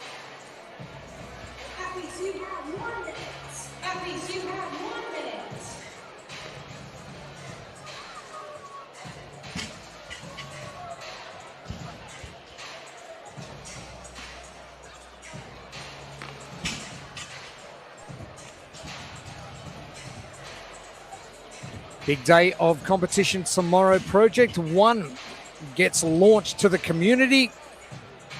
30 seconds. 30 seconds. And exciting. Set the scene here. Do you sit there and program the Project 1 workout and go, actually, that was pretty horrible. We're actually going to reduce that a bit, or actually, no, that wasn't enough. We're going to do a little bit more, and be your own guinea pig? Yeah, I'm definitely my own guinea pig. I think it's interesting because the fitness space right now is really, really focused on hybrid training and that 40 to 90-minute time domain for some athletes. I guess some of the high rocks are probably around 45, like the best ones. So it's becoming normal in the fitness space for athletes to do high heart rate threshold type sessions for that duration. And I think it's my responsibility as director for WFP to understand the trends and to understand what the athletes are doing in training every day. So really it's following that and understanding that, look, this is how they're training. They're more than capable to do a mixed modal race that's about 40 to 50 minutes. Like that's where Project One sits. And let them showcase it under the brightest light. So that was kind of the inspiration for Project One. And now to be able to share it with the community down here will be really exciting. It'll be cool to see what type of times that they can throw up. The run courses vary depending on the venues, so it's like it's not apples to apples all the time when it comes to that, but the workout's the same. The feeling's very much the same. So yeah, I think that's it. Are you going to sort of use that hybrid model, if you call it a hybrid model, to sort of start encroaching into that WFP programming at all, or are you just going to sort of, are they two separate barrels? We're just going to leave them alone. No. I mean, last year at the finals we did Project One, and that was at the World Championships, and you get to see some of the fittest people on the planet doing one of those workouts. Then you get to see a lot of the just general fitness population doing it as well. And I think the aspirational component of including it in the tour is important to us, and allowing our community divisions all the way up to our pros to do the exact same race. And you build community that way. And you have, one of the teenagers in that division being able to compare against James Craig, and that's cool for them. So I think that is a part of it, along with keeping up with the trends and how people train. But it's a little bit of everything, and it's been fun to do that. I did have a couple iterations of Project One. The one you're seeing here is the one we landed on. They were all in that same time domain-ish. It was really just kind of moving around where the implements were. And it didn't change too much from day one, but there was a few iterations that probably don't need to see the light of day. Never again. Yeah, never again. Never again. Oh, love to see it. Thomas Donahue from RIP Training at Singleton. And that is some good party at the back. Look at that. That's what's going on right there. You probably would have seen a bit of that on your road trip around Australia in your ute. Please tell me you went in a ute. I did. A utility pickup truck type. No? Oh. I need to do it. You do. Get on the open road, and I did notice one of your photos, you're out on the road somewhere in the middle of nowhere. Oh, yeah, we got lost on the way to the airport. But I wasn't driving. But it felt like I was in an outback. Thomas Hutton out of CrossFit Audax. Oh, that clean look and easy. And this push press. Ready to change his loads, and he's moving that barbell pretty easily. 350 down. I like that. Ask your judge what plates you need to put on so you don't have to think about it. Yeah. The less thinking, the better for a lot of these guys. Just focus on moving the bar. Caleb. Oh, simple stuff. Final's a strong move.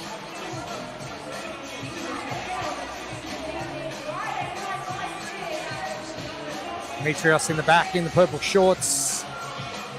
Jack Cooper out of CrossFit EXF. About 30 minutes north of where we are right now. George Edwards out of Rebuild Capalaba. You see that leg fatigue, that back leg. Oh, yeah. Just didn't want to play the game then. Like, the front was good. Getting those wobbly legs, it's scary. You're like, just get them back under me as quick as possible. Let's see if this next rep goes the same way. George Edwards. That was good.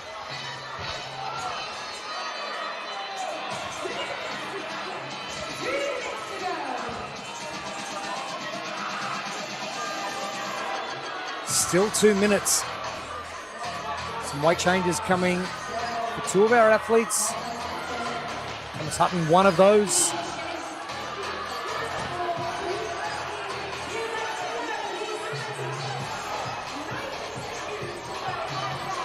Jack Cooper.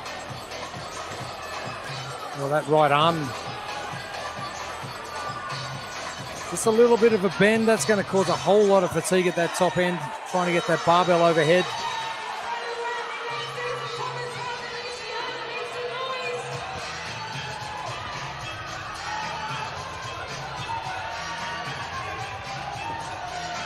Thomas Hutton, there we go.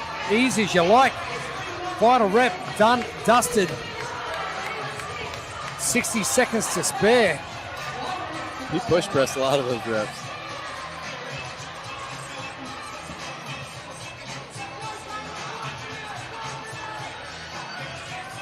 Good result for him.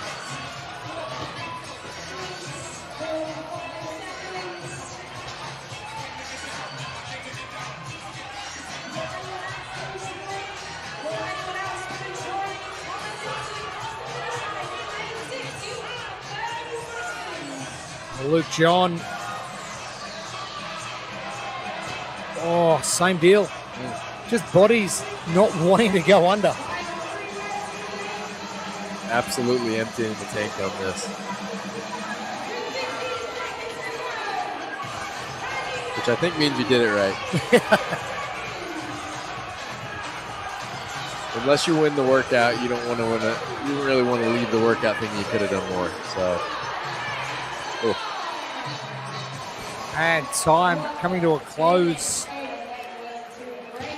Thomas Hutton, CrossFit Audax. Out of Rutherford, just outside of Newcastle. With John out of the collective training.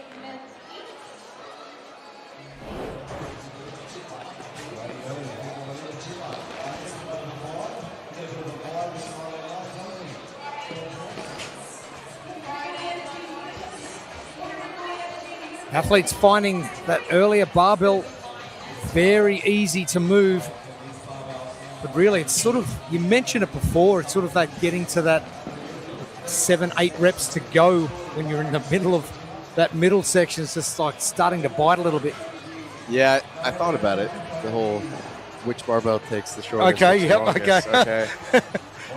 I think the final barbell should be the shortest. This is 5 reps. What are we thinking for that extra load? So we're adding, for these intermediate males, we're adding 40 kilos. So that's a fair bit of weight for that last barbell for 5. I think the middle barbell takes the longest. Okay. We'll have all the data to go back and check it out. Yeah. But I think it would be 10 takes the longest, 15 second longest, 5 is third shortest. But Dan Coulson currently leading your scaled men's division over Tyson Miller. Oceania Championship driven programming in 3rd place. Our women, Chino Orio, ahead of Lily Horton and Ricky Lee Melasia. Kitty Murphy just outside, equal with Jessie Zunker in that equal 4th position with Troy Ahaya. All coming down to reps completed. This is heat number 11.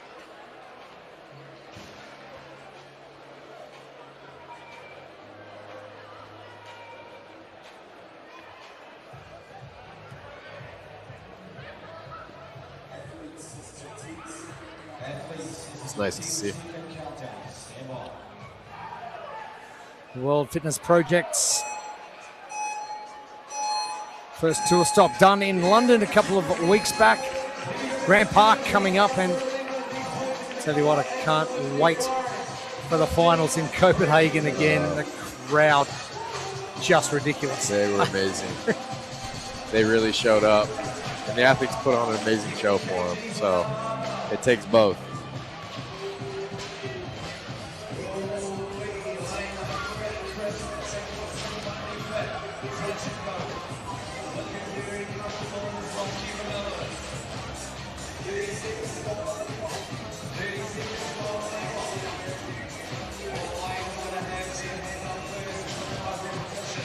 Sam Moody at the bottom of your screen. CrossFit tight, athletic in the blue shirt, moving extremely well. Chris McRae Watson from Bundy Fits. Oh, that head coming through very quickly. Really Sign of a good. good lifter if you're getting that position early. He looks really, really strong in that catch position. Vertical torso on the dip and then perfect lockout. Now, I don't know if you noticed just then, but where he put his barbell last time, he just bashed the barbell into his shins because the weight plates hit the plates on the floor and bounced back at him. You're only going to do that once. Yeah, you're only going to do that once. Just some metal to the shin. There's your reminder. Don't do that again. Yeah.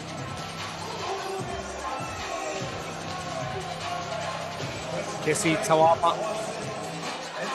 Weight plate change coming first. 15 reps complete from CrossFit EXF.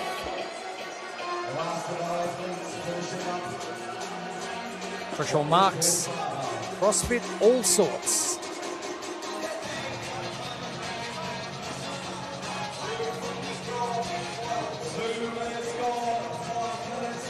We're out of Caboolture South.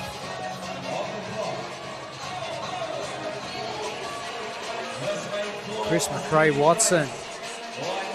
I think we're going to have one of our fastest times overall if Chris keeps lifting the way he is.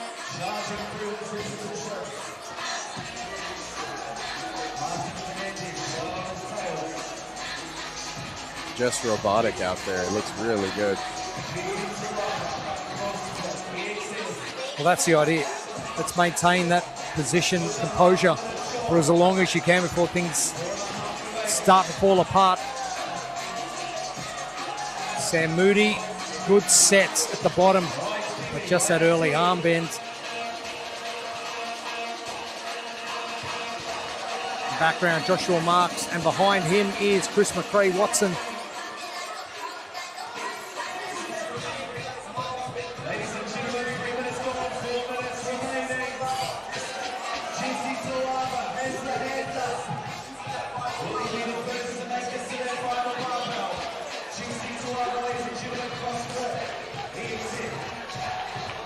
Sam Moody continuing.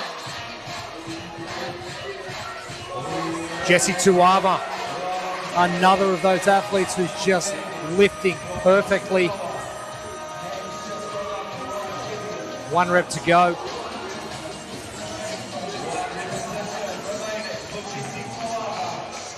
And time for a bit of a break. 3.5 minutes in at the halfway points.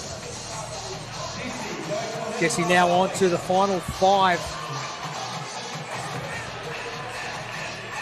Chris McRae Watson in the background as well, getting done. He's got 5 to go. Great Kibby, CrossFit, Remy. They're not too far from where we are right now either. See if these guys can really attack this last barbell. They're moving well.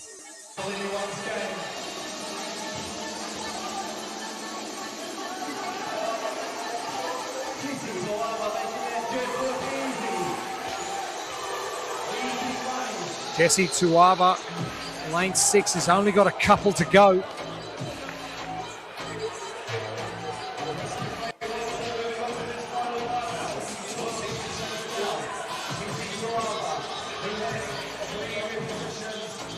Foot position, hand position. Good starting points. Lane 6 and lane 3 is where your battle is on currently. Jesse Tuava up against Chris McRae Watson. Who's going to get this done first? Jesse's in the lead.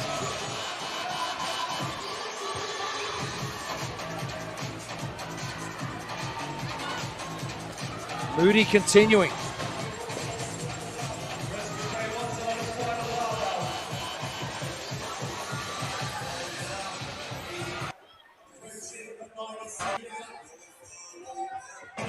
Jesse getting ready to lift. Judge hand in the air. This could be the final rep.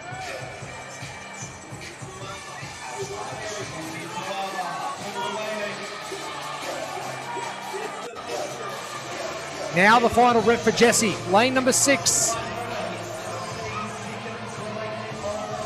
We are going to have another finisher, but we are going to be encroaching into that final minutes. Joshua Marks, he has made a big move as well. But Jesse, the final lift.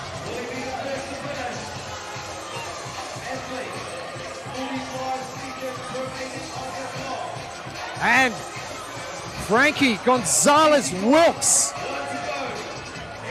is going to get the jump on Jesse Tuwava, and it's only going to be by a couple of seconds. Frankie, CrossFit all sorts.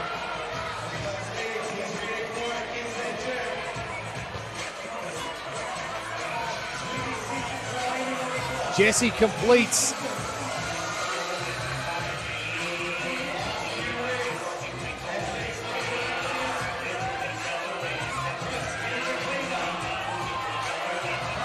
The loading, super heavy.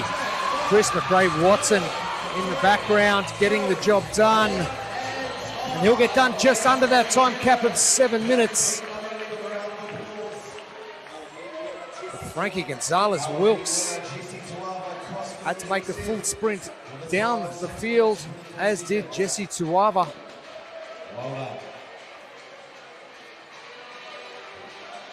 And you did mention that middle barbell has really... Yeah. That's the one. Yeah, I thought those guys might have moved the last bar a little quicker, but I think maybe 10 and 5 are close to the same time so far. I'm going to take splits on somebody to see. Make a wager.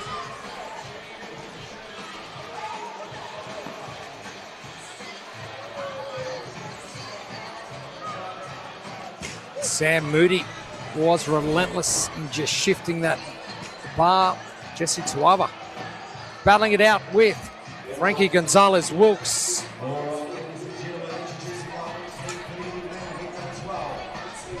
Our Masters men, they are about to hit the floor for the first time this evening. It is day 1 and event 1 of the Oceania Championships of 2026, live from RACV Royal Pines. Jeremy Austin and Will Morad with you. Will, great to have you here. I know we've been talking a fair bit over the last couple of weeks, but it's just, oh yeah, I'm going to come down as well. It's just like, cool, let's go. Yeah, it's been great to be here. The Australian fitness community is really welcomed me with open arms. And to be able to go to a couple competitions while I'm down here, that's the best way to see everyone. So yeah, man, I think what you guys have here is really special, and you guys have been saying it for years and years and years, and it's true. The community here is amazing. The events here are great. The fans are passionate. I don't know what took me so long. We're trying to sort of tell people, like, the Torian Pro's been going for 11 years now, and yes, it is the best event on the calendar. And I was talking to Bill and Chase this morning. They did their podcast on the programming side of things at Torian. And they said, we have to come down there, not to broadcast it, just to come down. I said, got to. Yeah, you got to come down. Because it's just one of the best events you can just attend. It's just amazing. Got everything. Yeah, the venue's great. The fans are great. Obviously, you have some of the best athletes in the world on the floor. So it's kind of a three-headed monster, which is really good. 30 seconds. 30 seconds. Standing under the rope. Standing under the rope. Athletes starting under the rope. Behind the green line, ready to go. Behind the green line, ready to go. This is your team second. Stand by.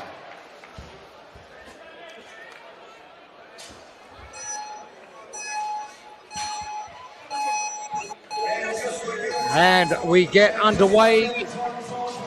Athletes on our Masters 45 plus division. This is heat number 12. We're going to be going all the way through to heat number 20 for our first event of the competition.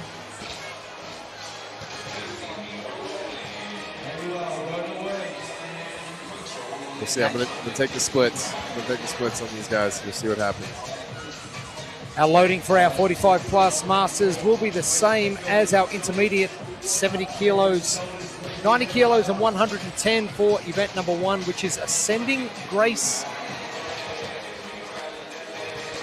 Now, would you prefer this progression of reps, or would you prefer to see a bigger split, like maybe a 12, 10, 8 or something similar, or is a 15, 10, 5 okay for this split? I think this is okay, and I think the 5 kind of allows you to go a little bit heavier on that last barbell than if you did something with 8 reps at the end. You might want to drop the load just slightly to stay within the time cap, and I'm sure these guys tested and kind of had an idea of what weights were appropriate. So I like the breakdown of it. It's creative. Anything ascending with a classic workout like Grace, like a play on that, is always cool for the community to do. Yeah, I like it.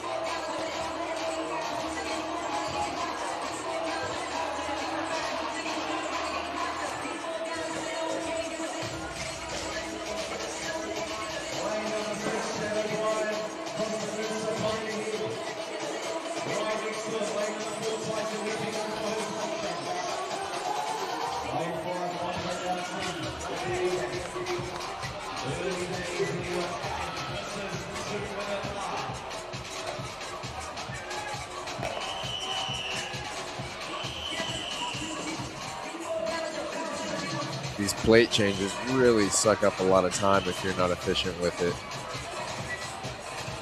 Glenn Murphy from CrossFit Crossaxed. Just asking what the official time is. The judge just telling him to turn around and look at the clock. Now, is that something you think about as an athlete, positioning yourself where you can see the clock, or are you... I don't know if it's necessarily positioning myself to see it, because you're fixed in your lane and you have to face whatever way, but definitely taking a peek and finding the clock before the start of an event, if it is something that you plan on using as a pace strategy. That's something I would do. Workout dependent, of course, just so I knew where I was. And the rare occasion that I had a plan to look at it and I didn't look at it probably meant the workout was going better than I thought.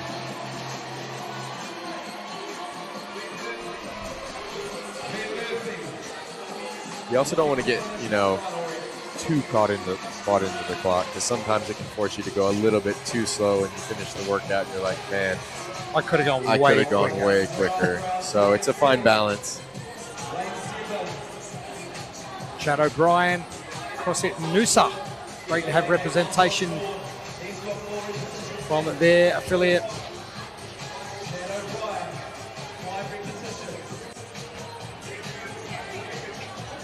Tyson Heppy from Bundy Fits.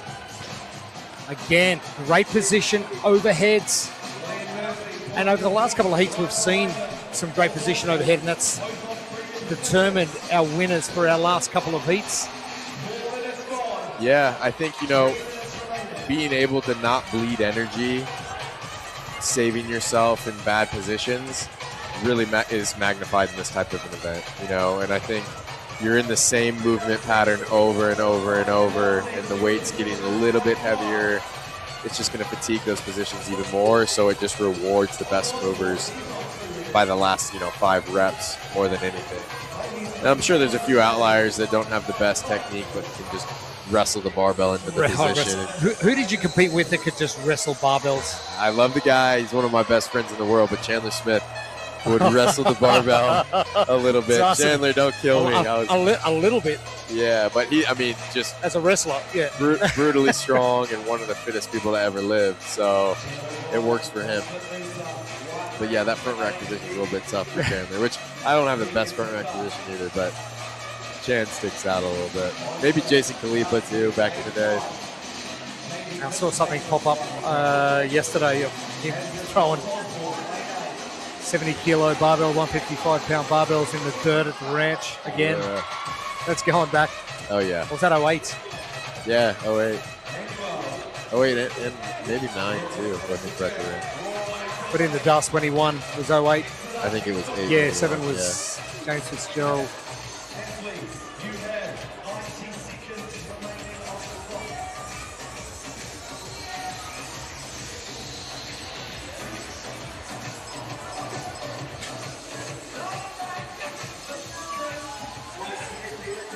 And well, getting to work from Raw Iron CrossFit, not too far from here, only about 5 minutes down the road. James Felsman, another athlete from CrossFit 505. Tyson Heppy just ahead of him. And Tyson looked like he's breathing really heavy. He's taking a big break between sets. Well, at the bottom of your screen. Now Andre Mountsie. Another from CrossFit Tempered, almost stable, just up the road. 30 seconds left. And this has really knocked the wind out of them this heat. They started off very well, but gee, they came to a grinding halt. Yeah, my splits aren't really mathing right now.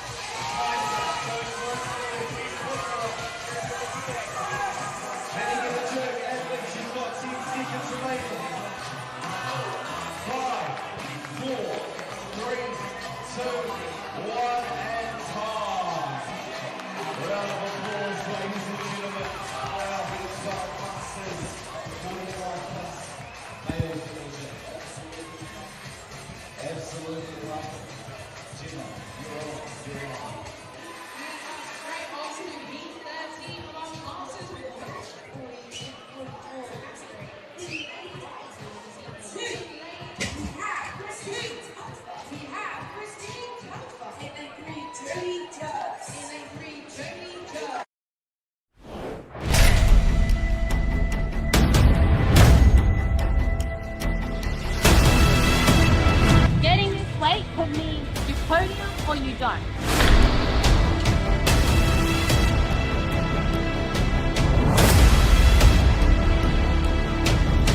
I cannot help an athlete if they work in a realm of safety.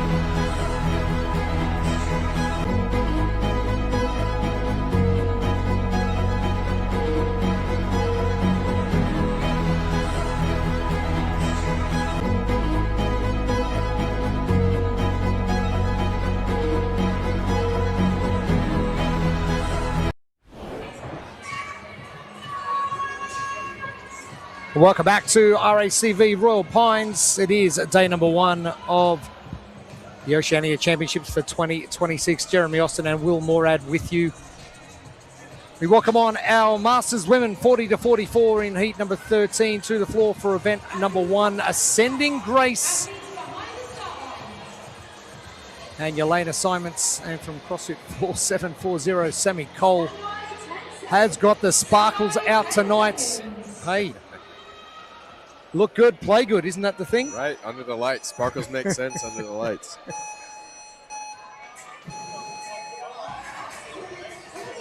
Sammy Cole in lane number 5. And she will sparkle with the lights here as we are under lights on the twin tennis courts at Royal Pines.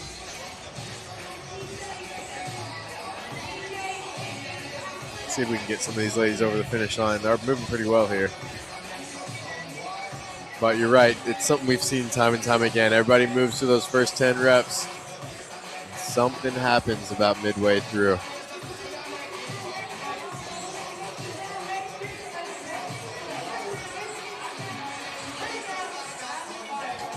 And the sparkles, there they are. Sammy Cole, 4740. And I like the way she's setting her feet wide on the clean, not having to move them out for the jerk. Yeah. I think it's probably a little bit of a strategy there. The more you have to jump your feet out, the more energy that you're sucking out of your body. So, and I took note of the last heat when you mentioned bleeding energy. That's I'm gonna use that forever. Bleeding energy. That's a really good cue for what you don't want to be doing. Yeah, and there's nuance to every single movement over the weekend that you could potentially bleed energy or just save some. So here, it's more of a technical demand where, something like a workout where you'd have to barbell cycle, you could relax your grip at the top as opposed to really like white knuckling the barbell at the top. Little things like that just to make sure that you can keep moving. You'll see some of that probably in Project 1 on different movements. Christine Telfer. And there's Hazel Beasley in lane number 6 from CrossFit 43.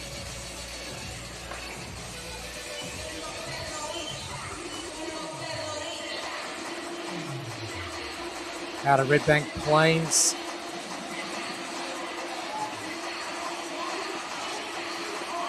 You're right, those first 10 reps, the cycle rate's so quick, everyone's excited. And then it's like, oh, here we go. Yeah. The second workout within the workout started. Yeah, it would have been interesting to do a two-parter here. First 15 reps and then time for 30. Andy Baptista.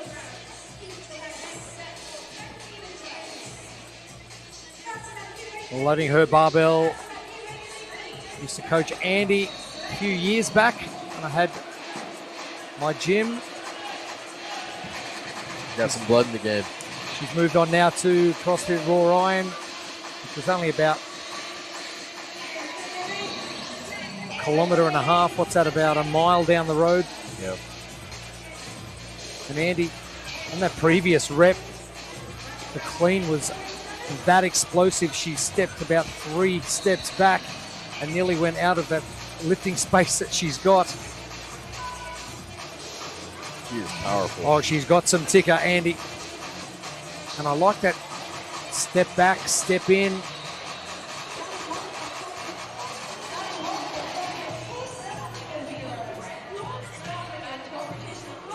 Crystal Bevan just taking a quick break.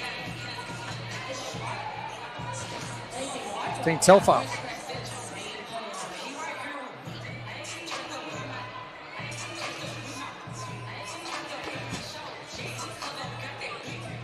Telfer saw her with the IF3 Masters last year.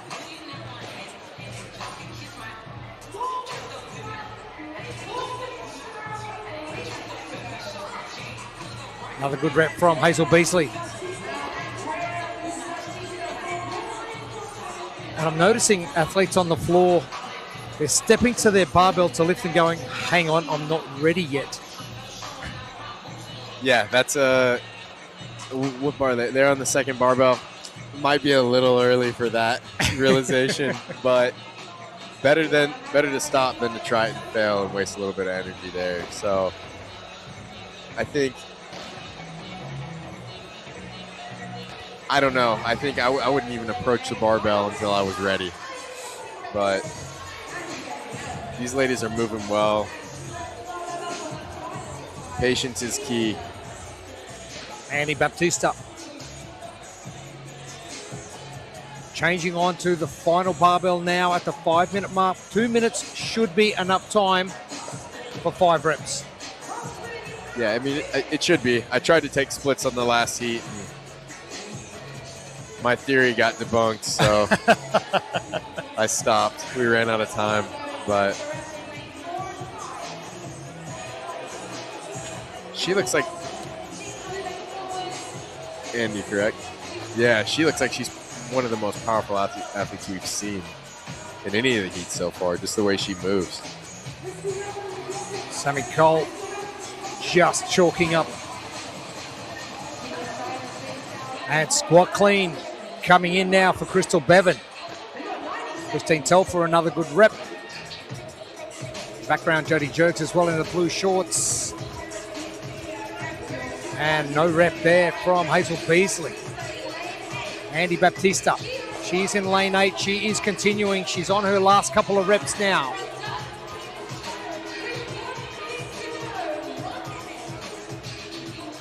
Hazel reassessing what went wrong in the previous rep, how to fix it.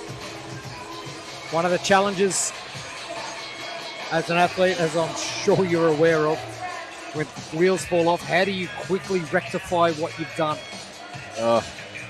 It depends on how far the wheels rolled away from you. Sometimes you can't rectify it, but hopefully you recognize you've dipped into the red sooner than later so you can let your body recover enough so you can still complete the workout. But yeah, sometimes when things don't go to plan, you just got to step back, take a deep breath, reset yourself, collect yourself, and then continue on. And I think that's the beauty of being on the competition floor is what's the alternative? There is none.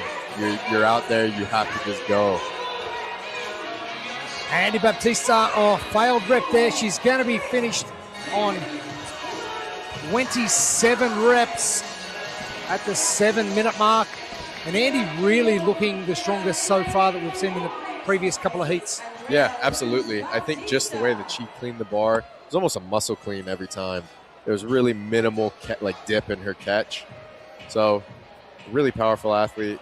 Maybe needs to do a little bit more CP battery work so she can stay on that cadence to cycle the barbell to complete this workout a little bit quicker. But these athletes are all doing CP battery work every week, I imagine. How much training is too much? I think it ebbs and flows throughout the year. And just with the amount of events on the calendar now, it becomes more and more important to understand your peaks and valleys in training and what are your A competitions, your B competitions, your C competitions if you're competing that much, and just prioritizing the training blocks around them. Obviously, you'll do a lot more training for your A competitions than you would for your B as far as weekly volume goes, but yeah, it's so unique to the athlete. When I did the Masters Games back in 2024, my training looked a lot different than when I was doing games prep or road prep back in the day. And it changes with age, it changes with competition importance to you. So I don't know if I answered your question on what's too much. You just hear from athletes, hey, I'm training 5, 6, 7 hours a day. At what point is it too much for your body to handle? And yeah, I think you need to take it to the absolute limit. And once you get there, and then you see if you took it to the absolute limit and you see the results at the competition, and they were great, then maybe that's where you need to sit in order to optimize performance.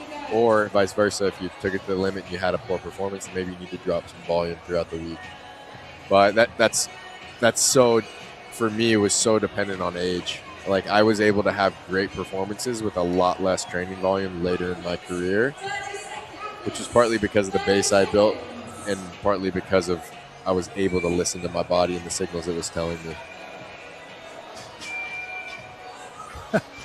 you grow up, and as a teenager, you just don't listen. And then as you get older, you just don't listen. It's like, hang on, I've got to start listening. Yeah. You know, those tweaks that took a couple days to heal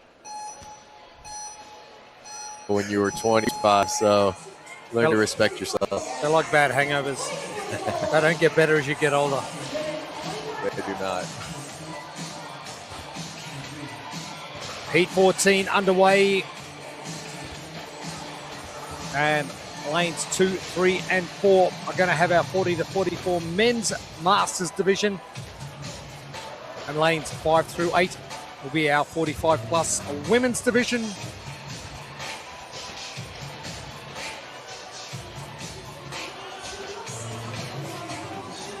Who's going to take this one, the guys or the girls? I'm going to keep my eye on lane number 8 for our women. Mel DeVorms, who has been a long-time competitor and has got a very big engine. Some of these athletes, I think, starting to struggle with the engine component more so than the weight and having the time to actually pick it up.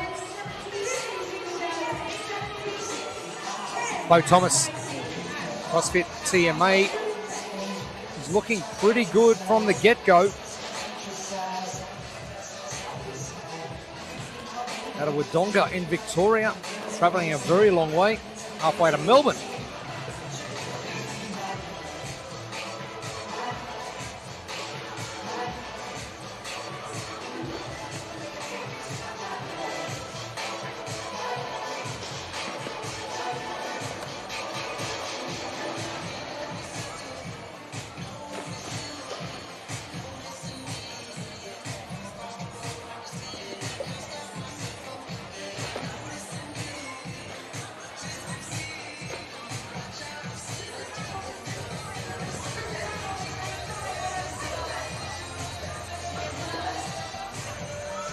There's Danelle in lane number 8 in that pink top.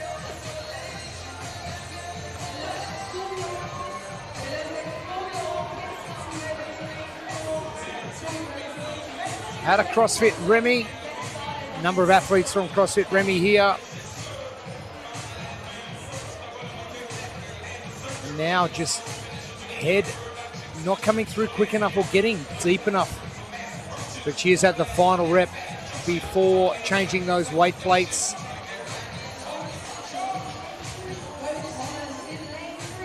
And there's no comfortable place to sit, get those plates organised. No. And there's not enough weight on there to actually sit on the barbells.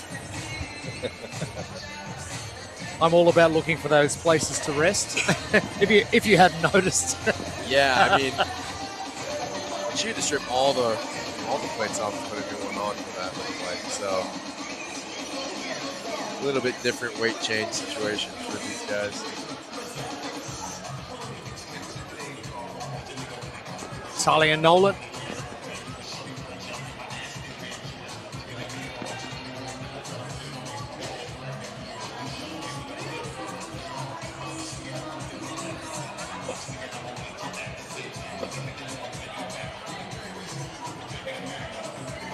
Bo Thomas continuing.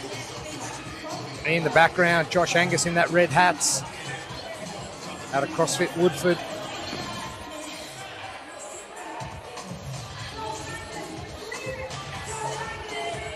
CrossFit Woodford. Number of our Queensland affiliates. That one just in the north of Brisbane. In west a little bit. Heading out from the Sunshine Coast. Christy Powell out of Instinct Fitness. Come a long way from New Zealand. Kia ora. Big hello to everybody who is tuning in from New Zealand for the Oceania Champs, day number 1. This is event 1, Ascending Grace.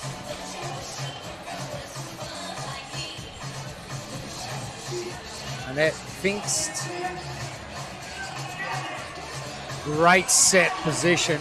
Maybe just a little slow off those quads to get that bar in position. But easy on the jerk. Their hands look a little narrow on that. Some athletes elect when they catch the clean to pop their hands out a little bit wider, just so the range of motion overhead is a little shorter, but she's pretty narrow the whole time. Talia Nolan. And back to Christy Powell again. Resting that out. Chandler Smith barbell wrestle, we're going to call it. He's going to kill me. Yes, he is. But it is what it is, Chan. He's stronger than me, so he can do whatever he wants. But you're on the other side of the world from him, so that's okay. Yeah, true. Come find me. Right, exactly. Annette, that jerk looking really good. I'm probably one of those athletes that is struggling a little bit more with the clean than the jerk. And we've seen the opposite right across all of our heats so far. Yeah, more deadlifting, less bench pressing, I suppose. No such thing. Yeah, bench press for life. Staple of every week. Josh Angus continuing in that red hat. Adam Culver. CrossFit Slade in the blue shirt to your far left of the screen, and Bo Thomas at the bottom.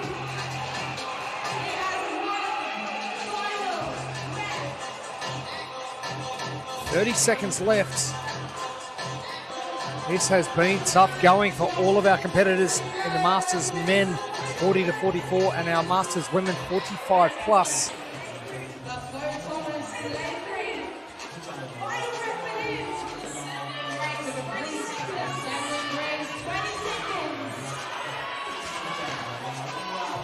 And that's another great rep. And she's probably only got time for one more.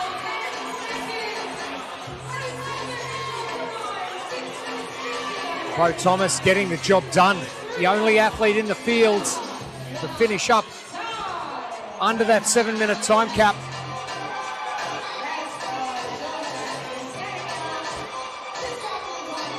And Bo at the bottom of your screen in the black shirt, yellow shorts. Now to CrossFit TMA. Very happy to sign that score sheet. One down.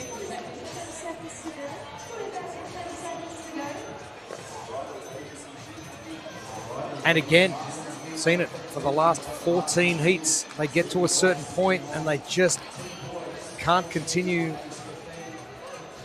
with the movement process or the speed at what they were lifting previously. And is that a sign of a good workout, a good event, good programmer? It could just be what the test does to everybody. It's kind of like that 100 cal echo. Everybody's going to feel the same no matter what time they pull up with at the end of it. So, yeah, I mean, I think it's a great workout, of course. You'd always love to see more athletes get across the finish line, but I think it's a fair test for everyone. Everybody gets a pretty similar stimulus across all the divisions, which is important. All right, let's talk about that 100 cal echo for a second. You go out of the blocks, and we saw some ridiculously fast times. Is that going to damage your nervous system more than going 80% finish, maybe a minute slower? Yeah, I think so. So what's the damage? What's the recovery for that damage to be done? Yeah, I think obviously the harder you go on a 100 cal echo bike, the longer it's going to take you to recover from that. You can't really, especially in that setting, you can't come out at 80% and even finish top 40 in the field. You know? Not in a field that's that good. So I don't think anybody came out and said they're going to pace that. Okay. You know what I mean? Well, if they did, their pace was a lot higher than what I would ever be doing. I don't think anybody came out at 100%. I mean, you saw a couple guys do the interval base of it and stuff like that, but no one went full send the whole time. I don't think you could, not for 100. Yeah. 50, yeah, it's possible. 60, 65, you're getting there, and then anything over that. I was thinking, what's the number that you could see a full send the whole time? Like an 800-meter dash, which is arguably like one of the most painful races in sports. And I think it's something around the 70 mark. If you could do 70 for time. Are you dropping hints now? Yeah, guys, if you want to get prepared, make sure you're testing your 70 cal time trial. Or you're throwing a 72 in there just for good measure. 72. Come on. We're going to need to keep you guys on a little bit. So, yeah, I was thinking about that on the flight over. I was doing a bunch of programming just for the rest of the season and next season. And the 800-meter dash was a little bit of an inspiration for something. But I don't know if I'll use it or not. It's just, just yuck. Lots of ideas in there. But some ideas are good. Heat number 15, another split heat. We've got our Masters men 35 to 39 and our teenage boys, our 14-15 division. And we've got 3 of those and they're going to be in lanes 7, 8 and 9. Our Masters men in lanes 2 through 6. 800-meter dash would be a good event too. Oh, just horrible. Thought 400 was bad enough, but 800's, yeah. 1500, get into a rhythm. 800, no, you've just got to go. Just got to go. And short enough as well.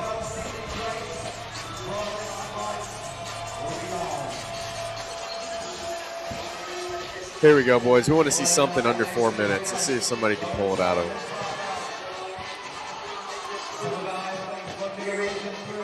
340 is still the top time I think across all divisions. Our teenage division, our 14-15 are doing a 60, 75 and a 90 kilo. And our 35 to 39 are doing the 85, 105, 125. So as prescribed for our 35 to 39 division. Hey, they scream it all day long, the Masters. Hey, we want to play with the big dogs. Here you go. Have a crack at this. Yeah. In about 2 minutes from now, they'll probably be going, I wish we didn't ask for that. Yeah.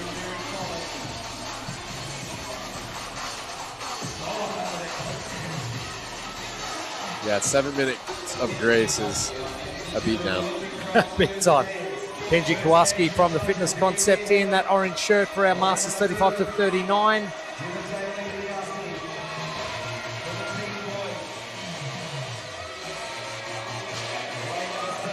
There used to be some old videos floating around of people doing grace at 315 pounds and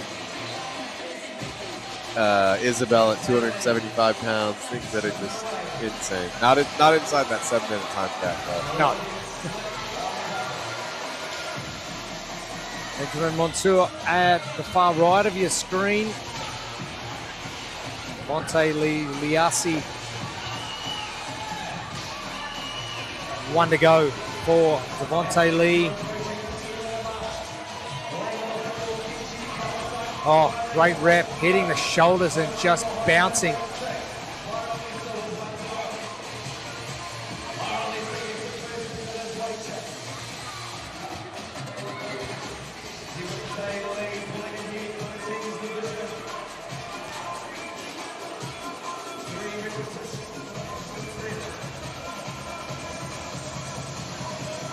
Benjamin out of CrossFit United Bundaberg. So good travel all the way down here from Bundy. Ashton Brennan, the third of our 14-15 division. In those pink shoes.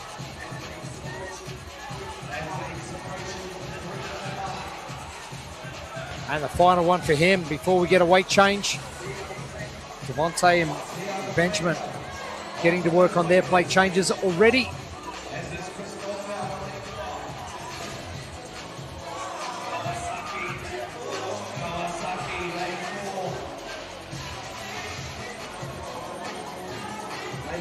Ashton getting finished with that first barbell, 60 kilos. Lucas McIntyre at the back. And Kenji Kowalski in that orange shirt. Chris Faulkner, Demon CrossFit.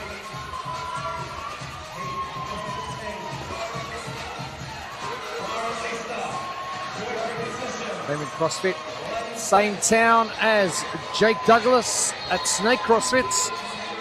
Plenty of fitness happening in Tamworth.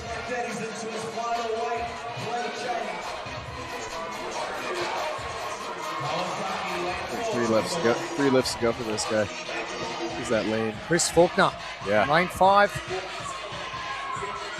In the background, Tiago Franca from HCF. And you may have mentioned it once or twice, or maybe even 10 times. Why don't you squat clean him? Yeah. Chris Faulkner doing just that and paying dividends. Yeah, make the change sooner than you think. You don't want to wait for the power clean ability to recharge. You can always just drop right into a squat clean. Your legs are strong enough to stand it up. So I think that's a higher level skill for athletes to be able to power clean, and then slowly drop into a squat clean. Blue shirt back of screen is Byron Lester from Star Strength and Performance. Oh. There he is, 4 reps to go. And just those precious seconds ticking away that you just can't afford to be wasting. No, and I think it's really important just to rely on technique. Sometimes when I was my most tired and I didn't think I could pull the lift, the cue was just be as technical as possible and trust that will get you into the positions needed. Because you can front squat a lot more than this barbell. So just get into that position and there you can stand it up.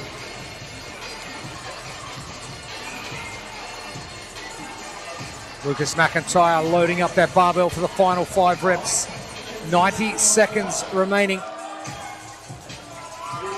Our teen division continuing. Chris Faulkner having a strategic walk around, we're going to call that. Evaluation of and assess the area. But Faulkner's got 4 to go. Could be 3. He's watching the clock, it looks like. Kenji from the Fitness Concepts.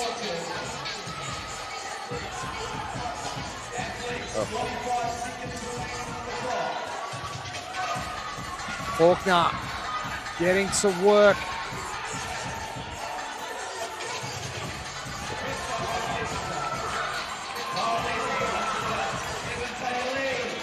Devontae Lee with another good rep.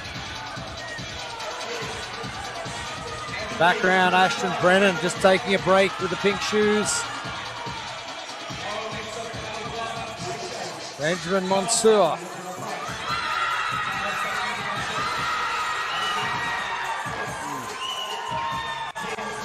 Crowd cheering. Love the appreciation, but that will be all she wrote for heat number 15. Only 5 remaining. In the background. And no good for Tiago Franca. Clean was good. The jerk has stumped a lot of athletes this evening.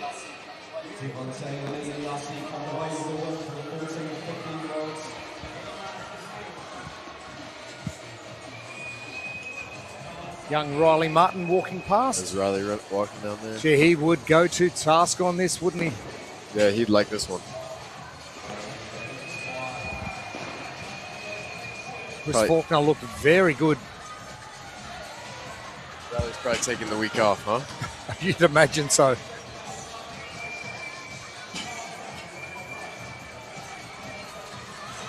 Five heats to come, which is going to round out our first day of competition. It is going to be our elite women to take on event 1, which is Ascending Grace. 60, 75, and 90 kilos.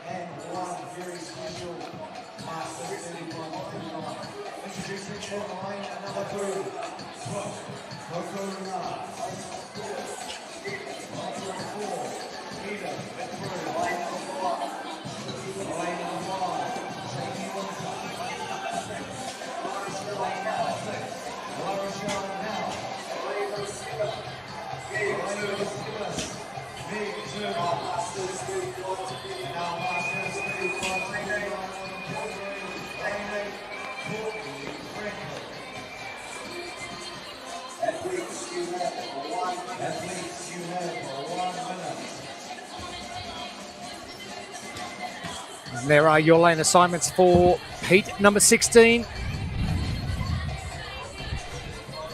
La Rochelle and Eden from CrossFit 4740. Tony Frankel, CrossFit Active down in Sydney.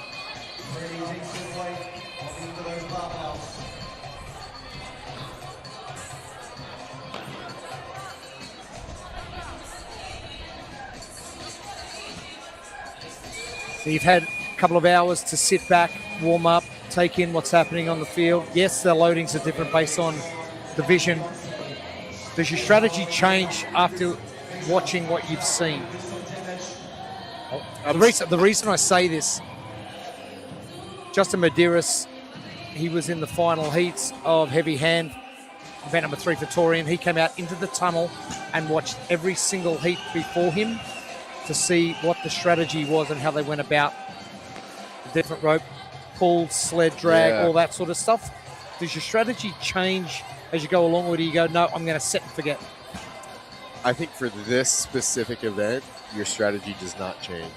I think what Justin was probably doing was seeing how the sled moved on the floor, because he didn't get to actually test it on that exact floor. And friction and things of that nature are things to consider when the implement is something that you haven't touched and you don't really know the load, how well that's going to move. So I think that's what Justin was probably doing. I'd have to ask him, but I think I've been around him enough to know that probably was what was going on and is normal, really, at least in the elite realm. But for a barbell, nothing's going to change about that from your gym to the warm-up area to here. It is what it is. So I would urge these athletes to just stick with their game plans no matter what. Just don't swing for a home run, because they'll probably just they'll probably hit sit a on your foul ball. butt. Yeah, I'm using baseball references in Australia, so I don't know how well that's going to go over, but We get it. Can you over Brent Fikowski? yeah, for sure. Okay.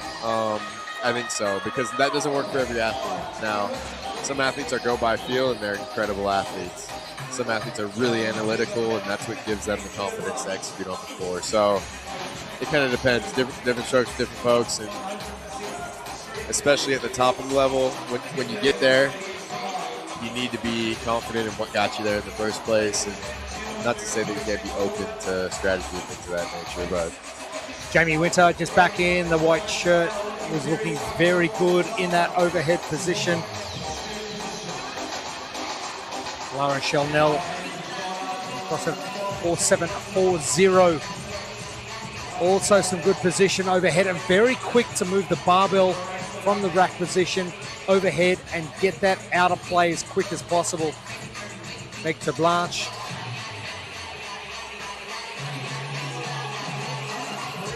In lane number 7.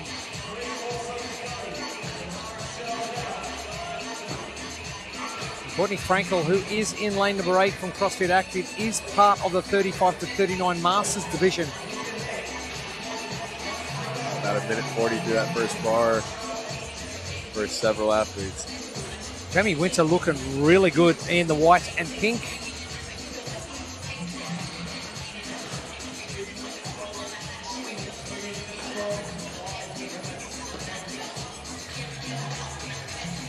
Eden McBroom, the bottom of your screen.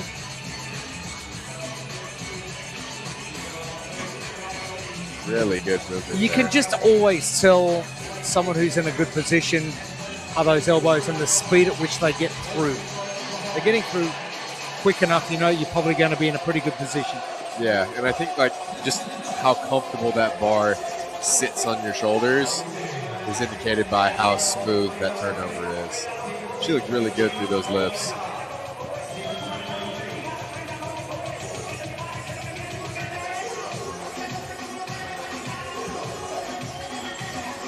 Courtney going to the split jerk. And barbell down.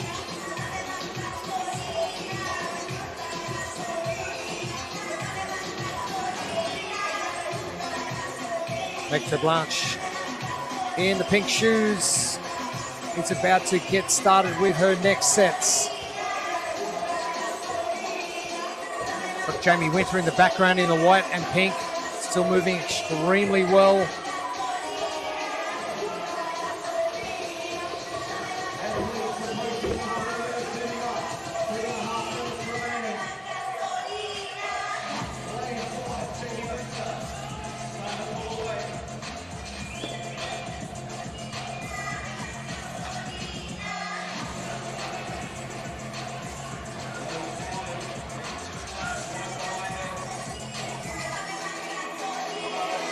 La Rochelle again.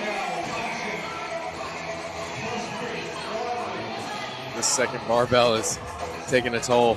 But as you said, if you can maintain position on that first to second to third barbell and trust that technique and what you've done 1,000 reps in this position, I think the people who have failed have really fallen away from positioning the barbell in the right spot. And as you said, you get in the right spot, it doesn't feel like you're lifting a thing. Right, and I think the tough part about being able to replicate that is just the cumulative fatigue across 30 reps for these athletes. And I don't know that would be something that they typically train. You know, a CB battery session, just like the energy system of this event, to that many reps. You're usually doing EMOMs at, 6 reps at 100 kilos for 5 minutes or whatever it is, but there's something about stacking together 30 reps that just hits a little bit different. La Rochelle and Brooke Canaris.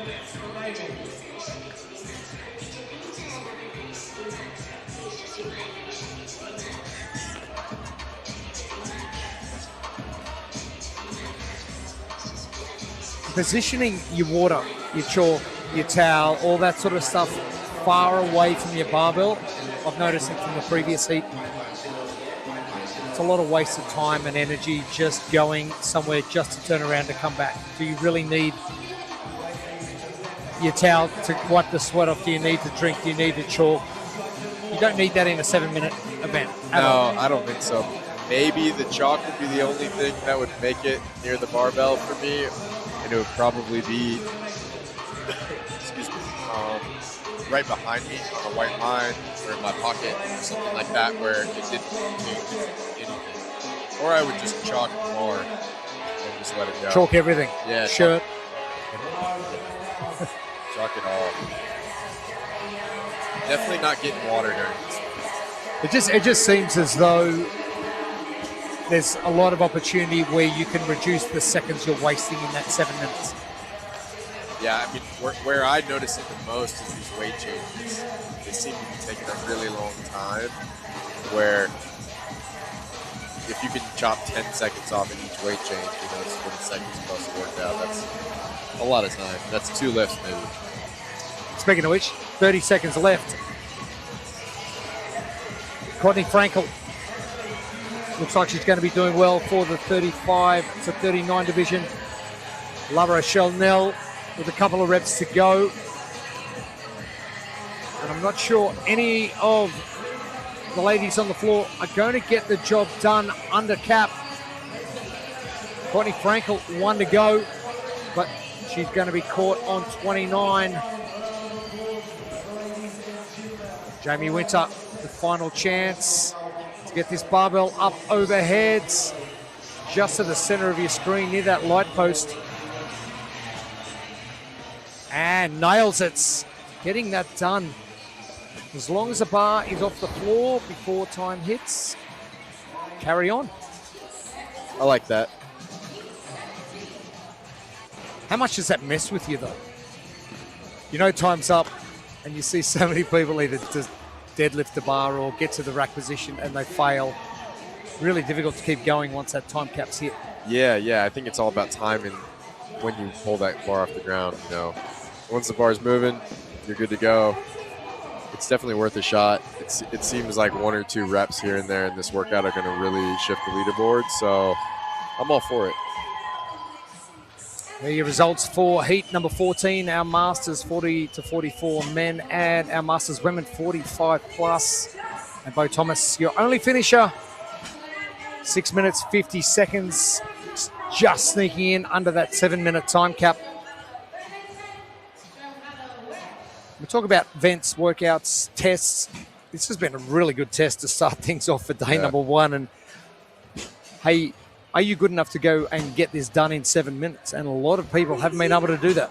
Yeah, I think challenging the athletes right off the bat is important. Kind of sets the tone for the weekend. And I think that's also important as an event, as a program director, and for the athletes. It wakes you up. You can't ease your way into this weekend.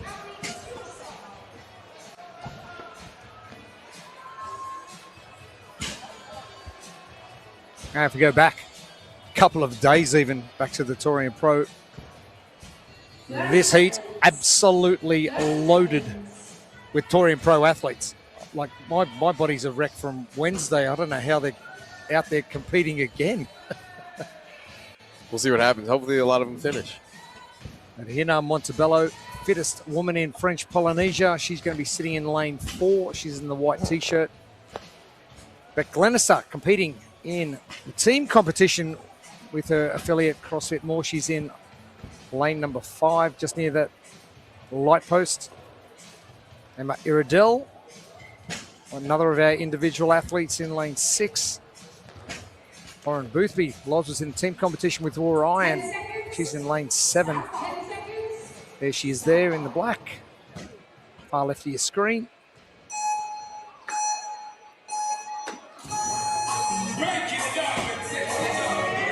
And some of our heavy hitters, I know Emma Iredell will be getting to work very quickly. Almost a false start from Emma. She's at the bottom left of your screen.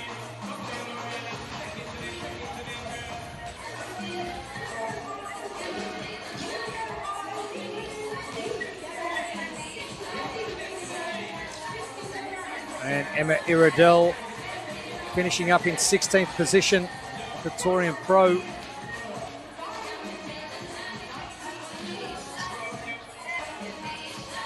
Kira Shura's for Kira as well in the Pro Pairs competition at Torian.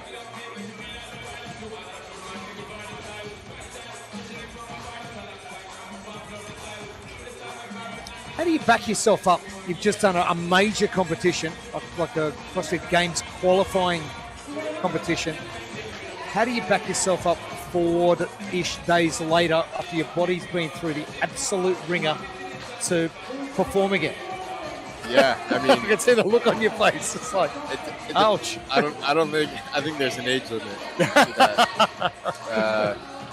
A lot of sleep, a lot of refueling, not a lot of training, maybe some light Z2 work or light barbell work, almost like barbell yoga. It's like really light. You just want to get into the positions and reintroduce it. Do you do what you did and swim or get in the ocean or just move your body?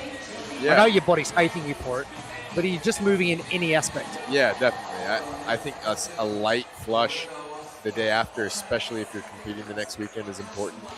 You just need to flush the body out and get the blood moved around. So definitely a very light week and maybe some really, really moderate touches on things on Wednesday or Thursday, but nothing really intense.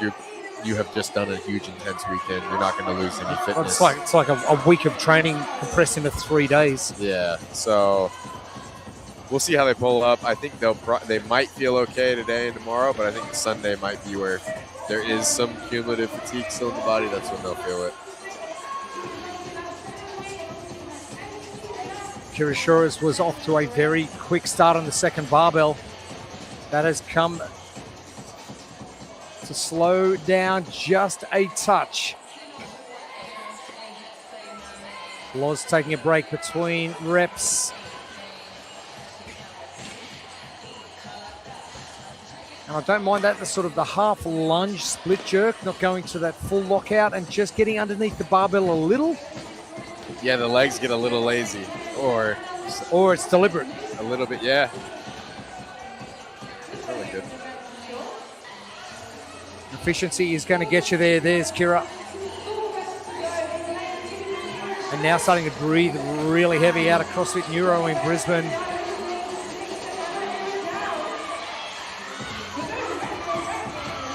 Only 3 heats remain after this one. Hina Montebello to the right in the white and blue. I wonder what she thought of her first Torian Pro experience. I mean, probably loved it. Having to come down here a couple of days later and throw barbells around again. She probably wouldn't have it any other way. Exactly. The partner, Gonzalo Del Rio, is coming up in the male elite division. Olivia St-Just.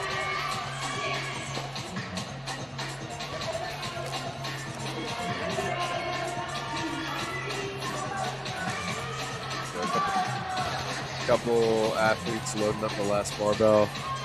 A little under 3 minutes. It's Emma Birch.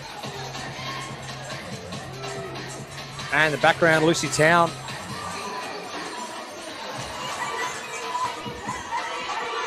But we're at that relative same sort of time domain. Keep in mind the weights are a little bit heavier. 60 kilos, 75 and 90 kilos for our elite women.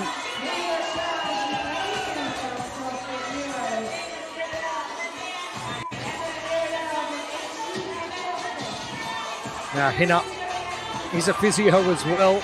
She would probably know exactly what to do with her body in the couple of days post Torian Pro.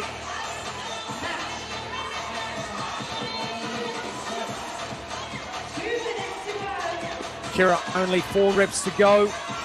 And looks like Hina has got 1 remaining. Hina in lane number 4. There it is, the judge's hand. The final rep. 90 seconds left on our time cap. Emma Iredell, she's close to finishing.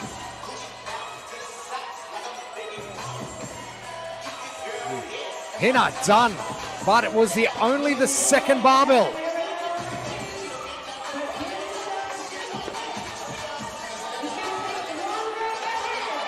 The ladies, 1:10 seconds. Emma Iredell looks like she has got 1 remaining. Olivia St. Just is in there as well.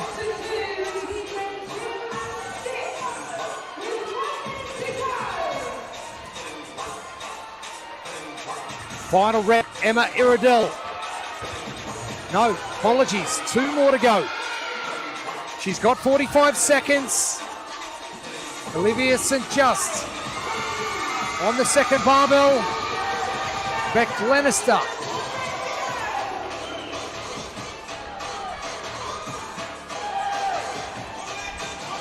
Kira Shores is done.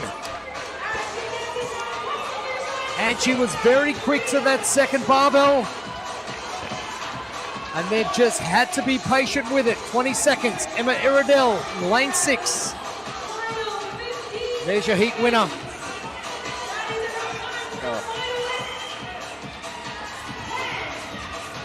And Emma Iredell is going to use every second of this time cap. Now it's off the ground. All she needs to do is jerk it.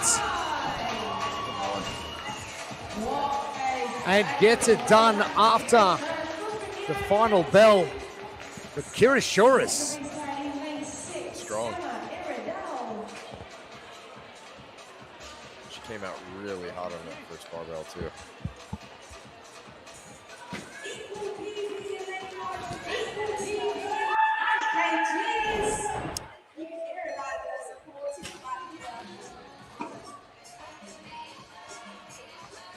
Kira just looked super on that first barbell, nice and easy. As did Emma Iredell, was Boothby. As well as Hina Montebello. But Kira, good sets. And was able to get the job done. 3 heats to come. We move forward now to our elite men.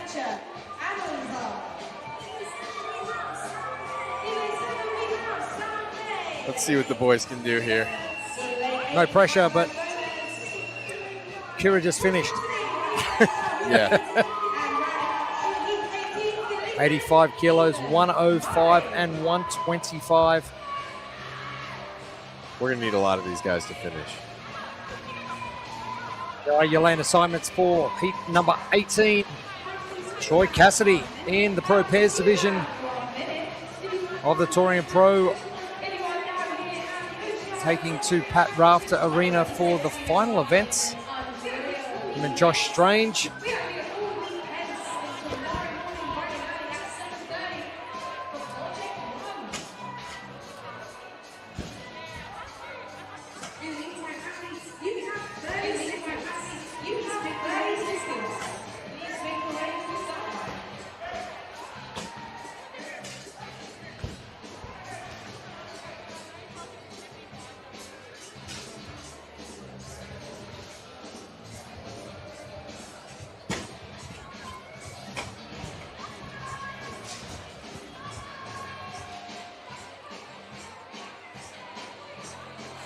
Now, what are you doing post 30 clean and jerks at a relatively heavy weight?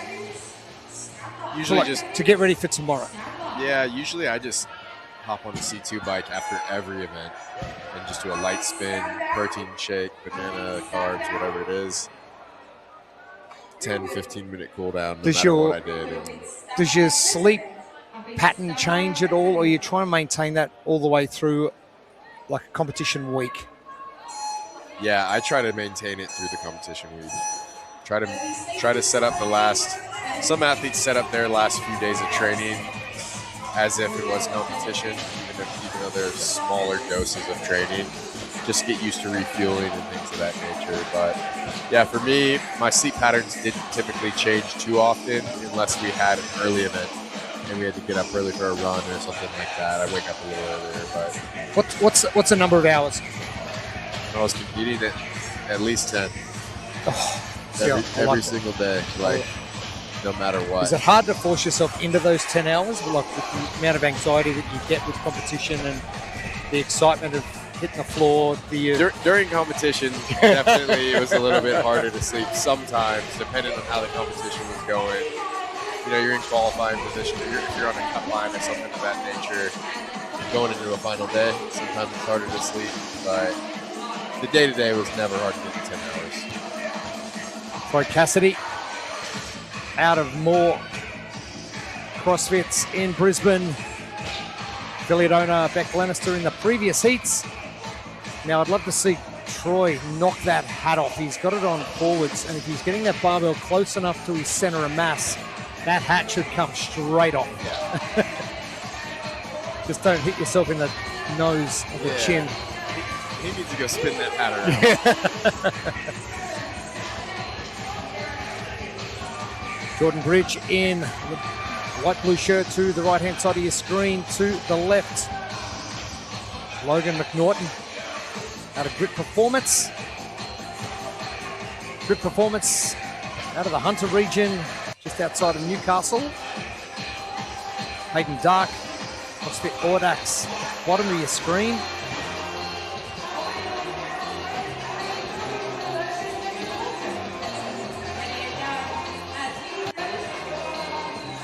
Hayden finished up 2 minutes on the nose, so not bad timing, but it's not the 15 reps of the first barbell we're worried about.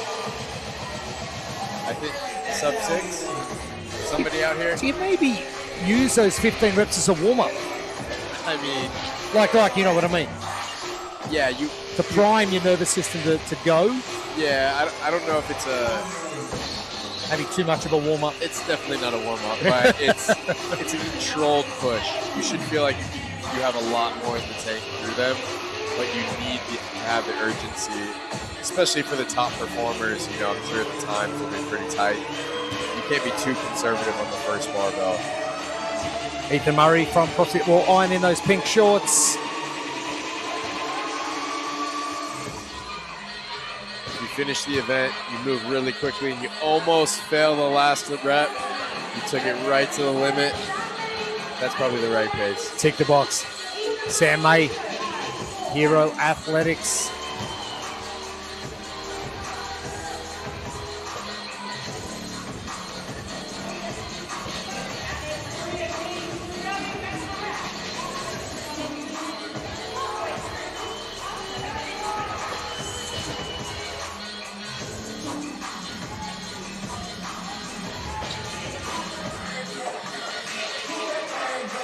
Fletcher and Lazar. And now Hayden Dark continuing. It's looking pretty good in lane 5. Just moving to the back of his lane.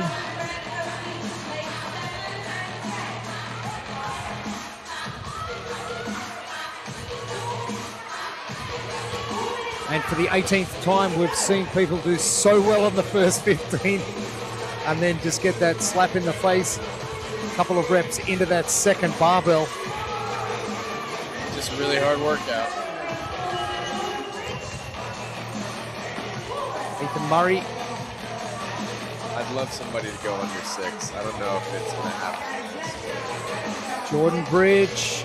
Yeah, great lockout up top. A little bit wider. You mentioned it a couple of heats ago, getting that wider grip for the jerk just to lessen the the fatigue of that overhead movement.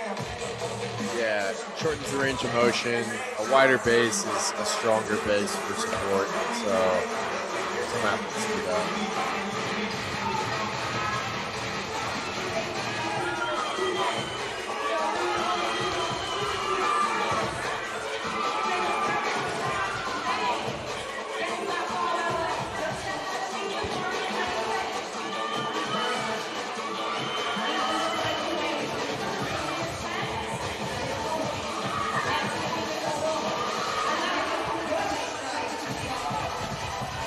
Now 5 minutes, 20 seconds down, and this is where the athletes really need to kick it up a gear. Troy Cassidy changing his weight plates onto the final 5, Ethan Murray. And again, see that the shirt too far away, your water's too far away. There's so many excuses to stop and do something else. Yeah, you just need to be focused on the one thing, and that's the barbell, especially in these last few reps. I mean, the guys are taking it to the limit. They're going to failure. And they're questioning their ability, which is probably where you want to get to. Hey, if you're not going to finish, question whether or not you went fast enough to get to that position. Yeah, calculated risks, right? Oh, yeah, there it is, yes. You want to take yourself to the absolute limit, but still accomplish the task. Ethan Murray just does not want to pick this bar up. He's still got 40 seconds. He's still got time.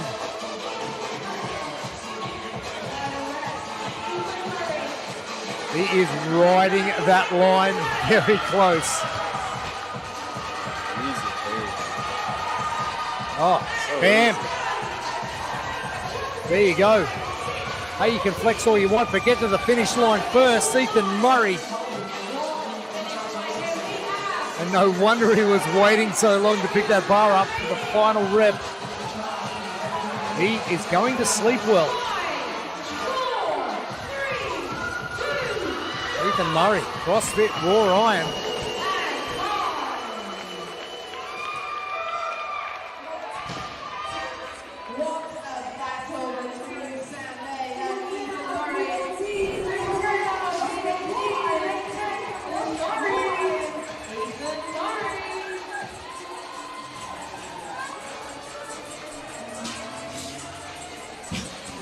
Riding that red line.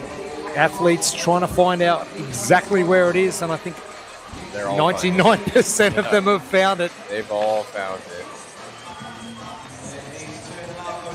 I don't think there's anyone who's finished who could have maybe shaved 20, 30 seconds off their time. I think it's been at that point. You just saw with Ethan Murray. I mean, maybe if one of them had a miss that we didn't see, that'd be probably the easiest way to save time. But Ethan maybe used up 20, 25 seconds on that final rep before he actually picked the barbell up. And that's what he needed to get it done. Yeah. Any earlier, potentially goes down. And less rep. Your standings after our first event, Kirishura's and the Birch and Beck Glenister. Rounding out a very busy top 3 and make that top 5 with La Rochelle Nell and Brooke Bucanaris in that equal third spot.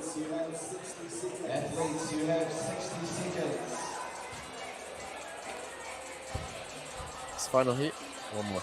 2 more heats to come. More, yeah, we're nearly there. Again, some more athletes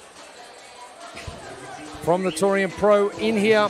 Ben Thomas, Aaron Poole, both in the team competition.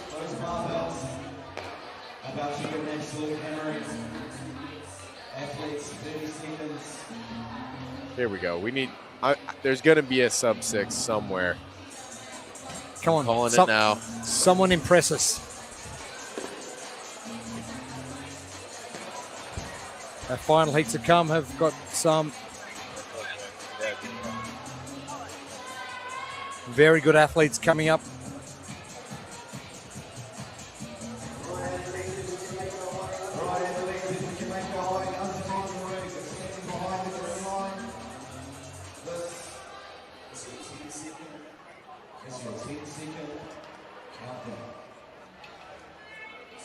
But roughly 15 minutes left of our first day of competition.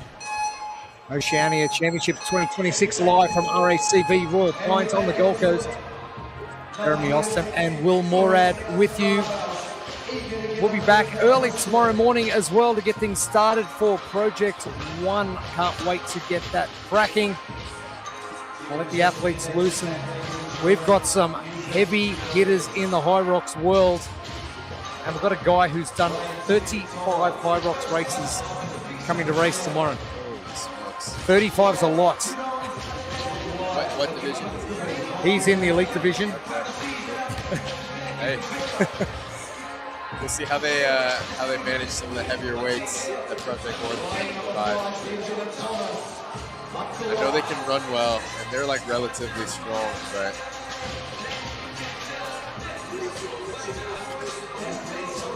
Hayden Barton from CrossFit Remy looks very relaxed with his lifting style. I actually don't mind it. Joel Walsh at the back. Hayden at the far left of your screen. Ben Thomas to the far right.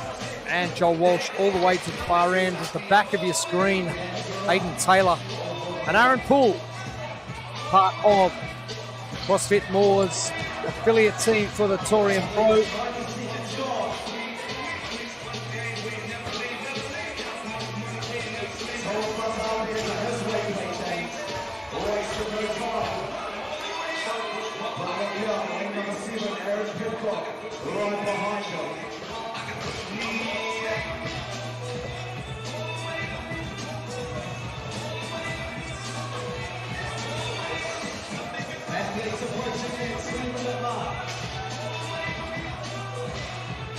Kenan. See you now from CrossFit Co-op. Again, that same sort of time frame. 2 minutes is roughly a good time. yeah, you'd hope. I mean, you'd hope if they could just go 2 minutes on each barbell, and that's not counting the bar, the weight changes, but.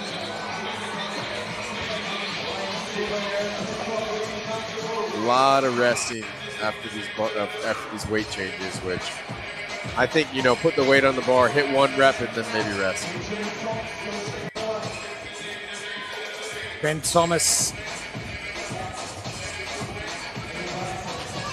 just steady. Aaron Pidcock at the bottom of your screen. But as you mentioned, there's just a lot of seconds being used up earlier on now, as opposed to what we saw in pretty much the 18 heats preceding this. Hayden Barton continues. And that relaxed lifting style just seems to be working for him. Smooth.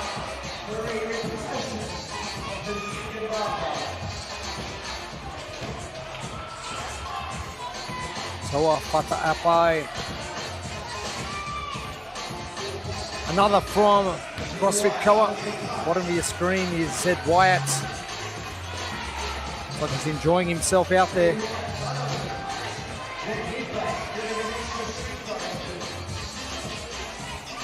Kayla Murray just out of shot to the left behind Toa. Toa. I think we are going to see maybe a Close. A 5 something would be nice. See Aaron how Poole. quick. You gotta be quick on these weight changes. Now, the competition's so close together, and a number of these athletes are done King Arthur, the team division version of King Arthur. Do you use that as a sort of a most recent benchmark to go, okay, that's the hardest thing I'm going to do for the next little bit, so I can push way harder than I did in that event? Yeah, I think, you know, athletes coming off of a team weekend, I think this is a more achievable weekend for them. You know what I mean? And a weekend of individual competition is always going to be a little bit harder than a weekend of team competition, just because of the work shared. I mean, the intensity is equal, but there's just a little bit more volume required in the individual setting, and the stress is probably a little bit higher in the individual setting. You just don't have that team element. So yeah, I think that this weekend for guys and girls that competed last weekend might be a little bit harder on them. I still think competing at all in whatever division you did last weekend is going to affect this weekend a little bit as well. So I think it's got to with that accumulated fatigue. yeah. Toa Fata'ape continuing. There we go. We got 30 seconds to break. We've got a number of athletes who are on their final barbell. Any bars you see with those red change plates on the outside. Toa Fata'ape is one of them. He's in lane number 10, all the way down the end. Oh, well, looks like we have got one rep remaining in lane number 10. Toa Fata'ape from CrossFit Koa. You can get that judge's hand in the air to see how many reps. Well, it is 2. Well, it's not going to be 5. We're going to have to settle for 6. 6 something. Let's go a sub 6:30. Final rep for Toa Fata'ape. And looking behind at the clock, how much time have I got? We got one rep there too as well.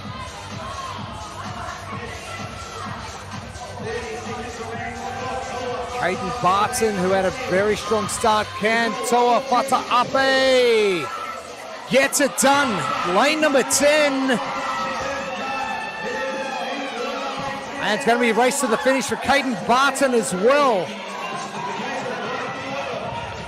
Maybe clock watching not the best idea. Just go for it. And only 2 finishes in heat number 19. Toa Fata'ape and Caden Barton. Looks like it was a dead heat over the line.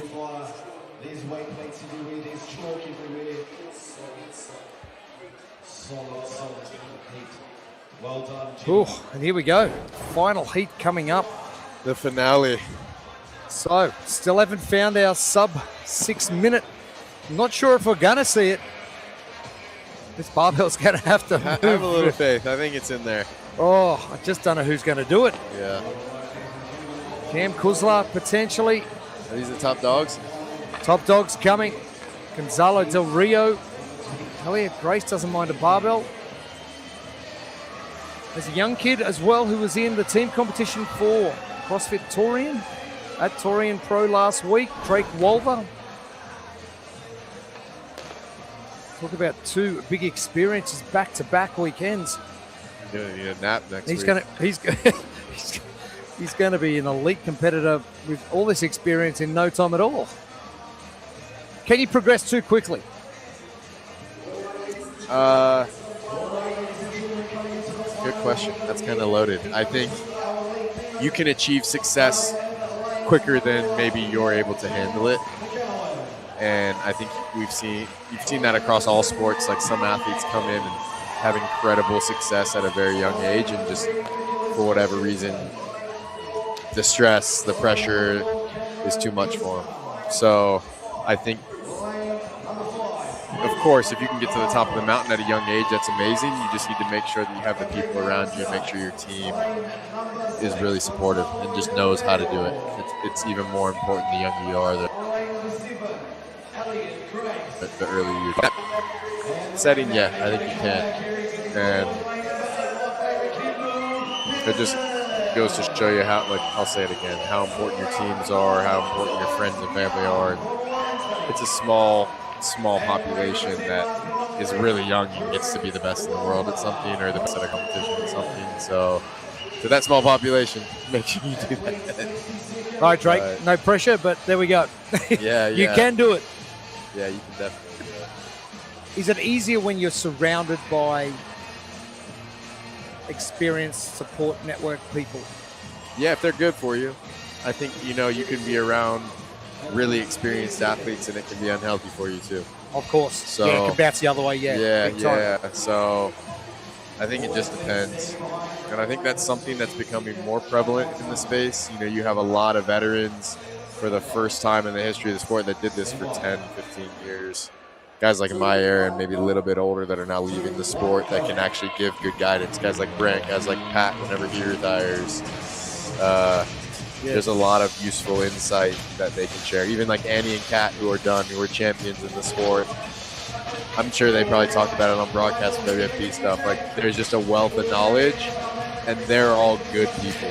So if you're a young athlete, I'm sure if you reach out to any of those people, they'd be more than happy to share a little bit of wisdom. Dig into the knowledge that's inside Pat Vellner's brain. Wow, there's so much in there. Too much for his own good.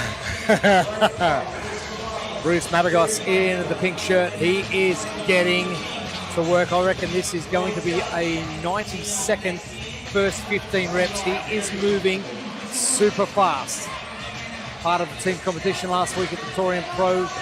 Part of CrossFit More. Aaron Poole, his male compatriot in the previous heat, and Beck Glenister.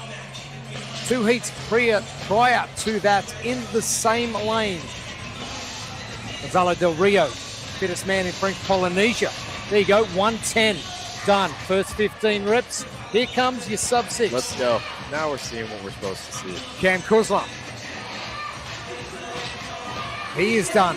Gonzalo Del Rio, the fastest so far. Keep the pedal down. Bruce Mabagos. Gonzalo is going for broke.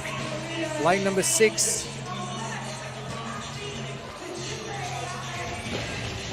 Nicholas Christensen, and there's Drake Walter there.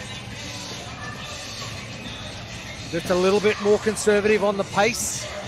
Will that benefit him at the back end? Lewis Young at the bottom of your screen.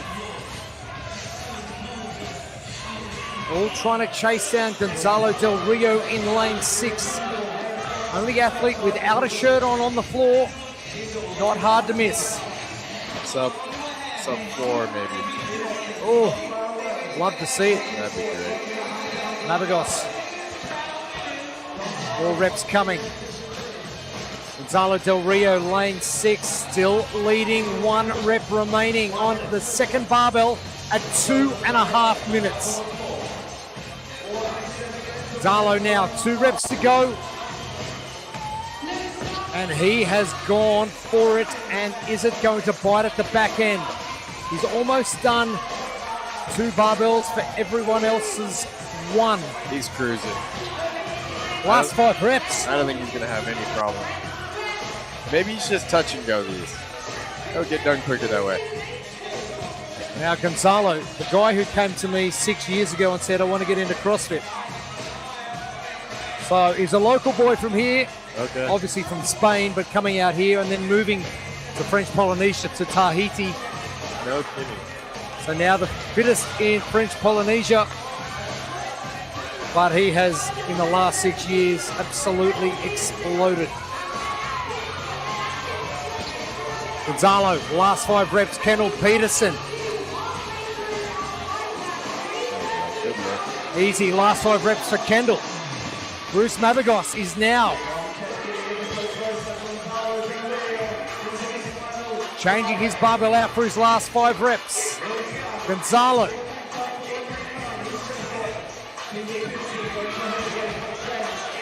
Oh, it's definitely going to be sub 6. We could get a 4 in the number.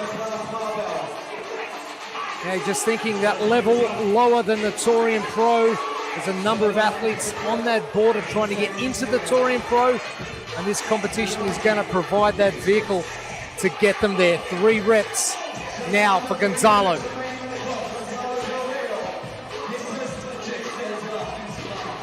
Can we get 2 more reps into the next 40 seconds, 20 seconds a rep? Don't look at the clock, go by feel. And go by what we're saying, and that's go faster. The final heat of the day is going to give us the result we've been looking for 20 heats. Kendall Peterson failing a rep just in front of Gonzalo. The final rep Gonzalo's got 10 seconds to make this sub 5. This is going to be the fastest by a mile. The lift will get done. The run to the finish won't be, but it's going to be our fastest time, and 5:05. And Gonzalo, that's impressive. Oh, yeah. Yeah. I don't think he had much faster in him. No. He didn't need to go much faster. Okay, he could have actually gone slower. Like he could have. Don't tell him that. Yeah.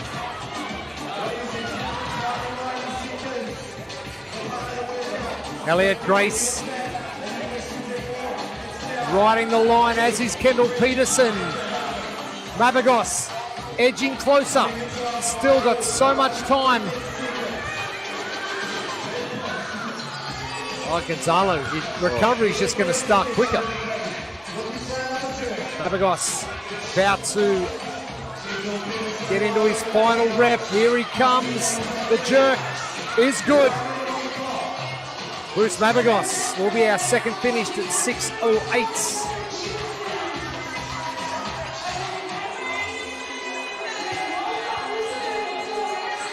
Oh, yep. Gasping.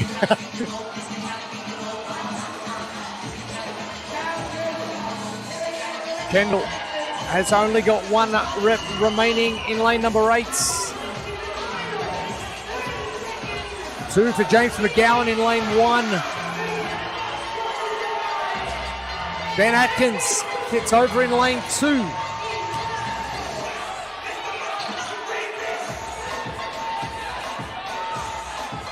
The last 10 seconds coming. Elliot Grace and James McGowan gets in.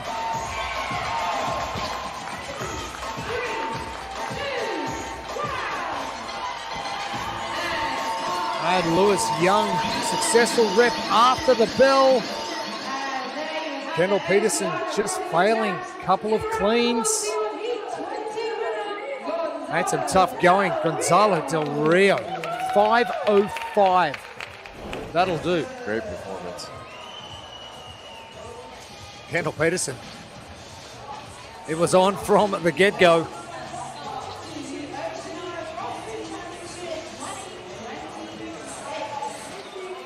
But the speed Gonzalo put those first 2 barbells away, 2 minutes and 40 seconds for 25 reps at this loading. Oof. Strong boy. Yeah, that was great. Excited to see what he does the rest of the weekend. And there's the finished rep.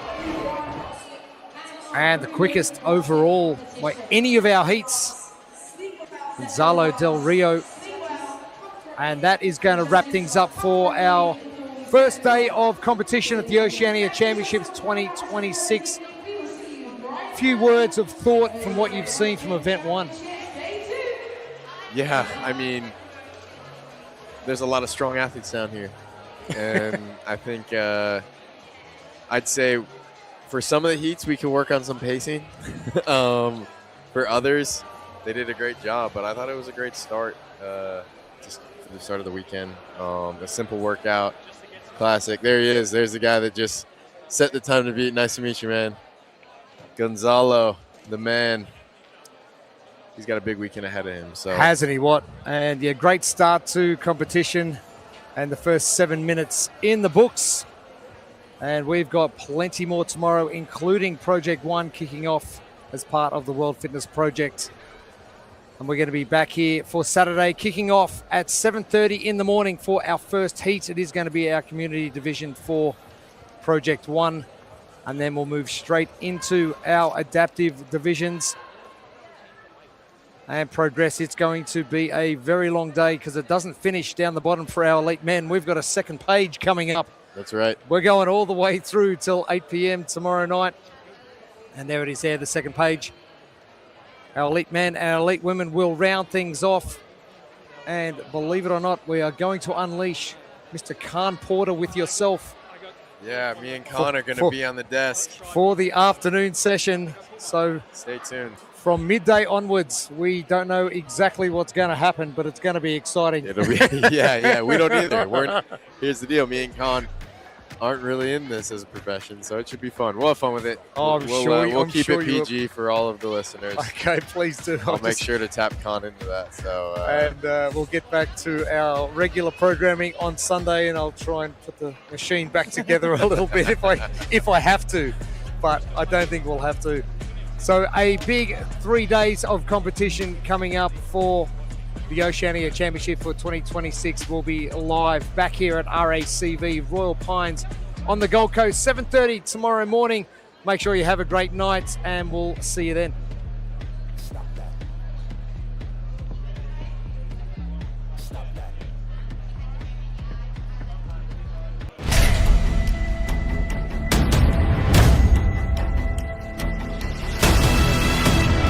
Getting this late could mean you podium or you don't.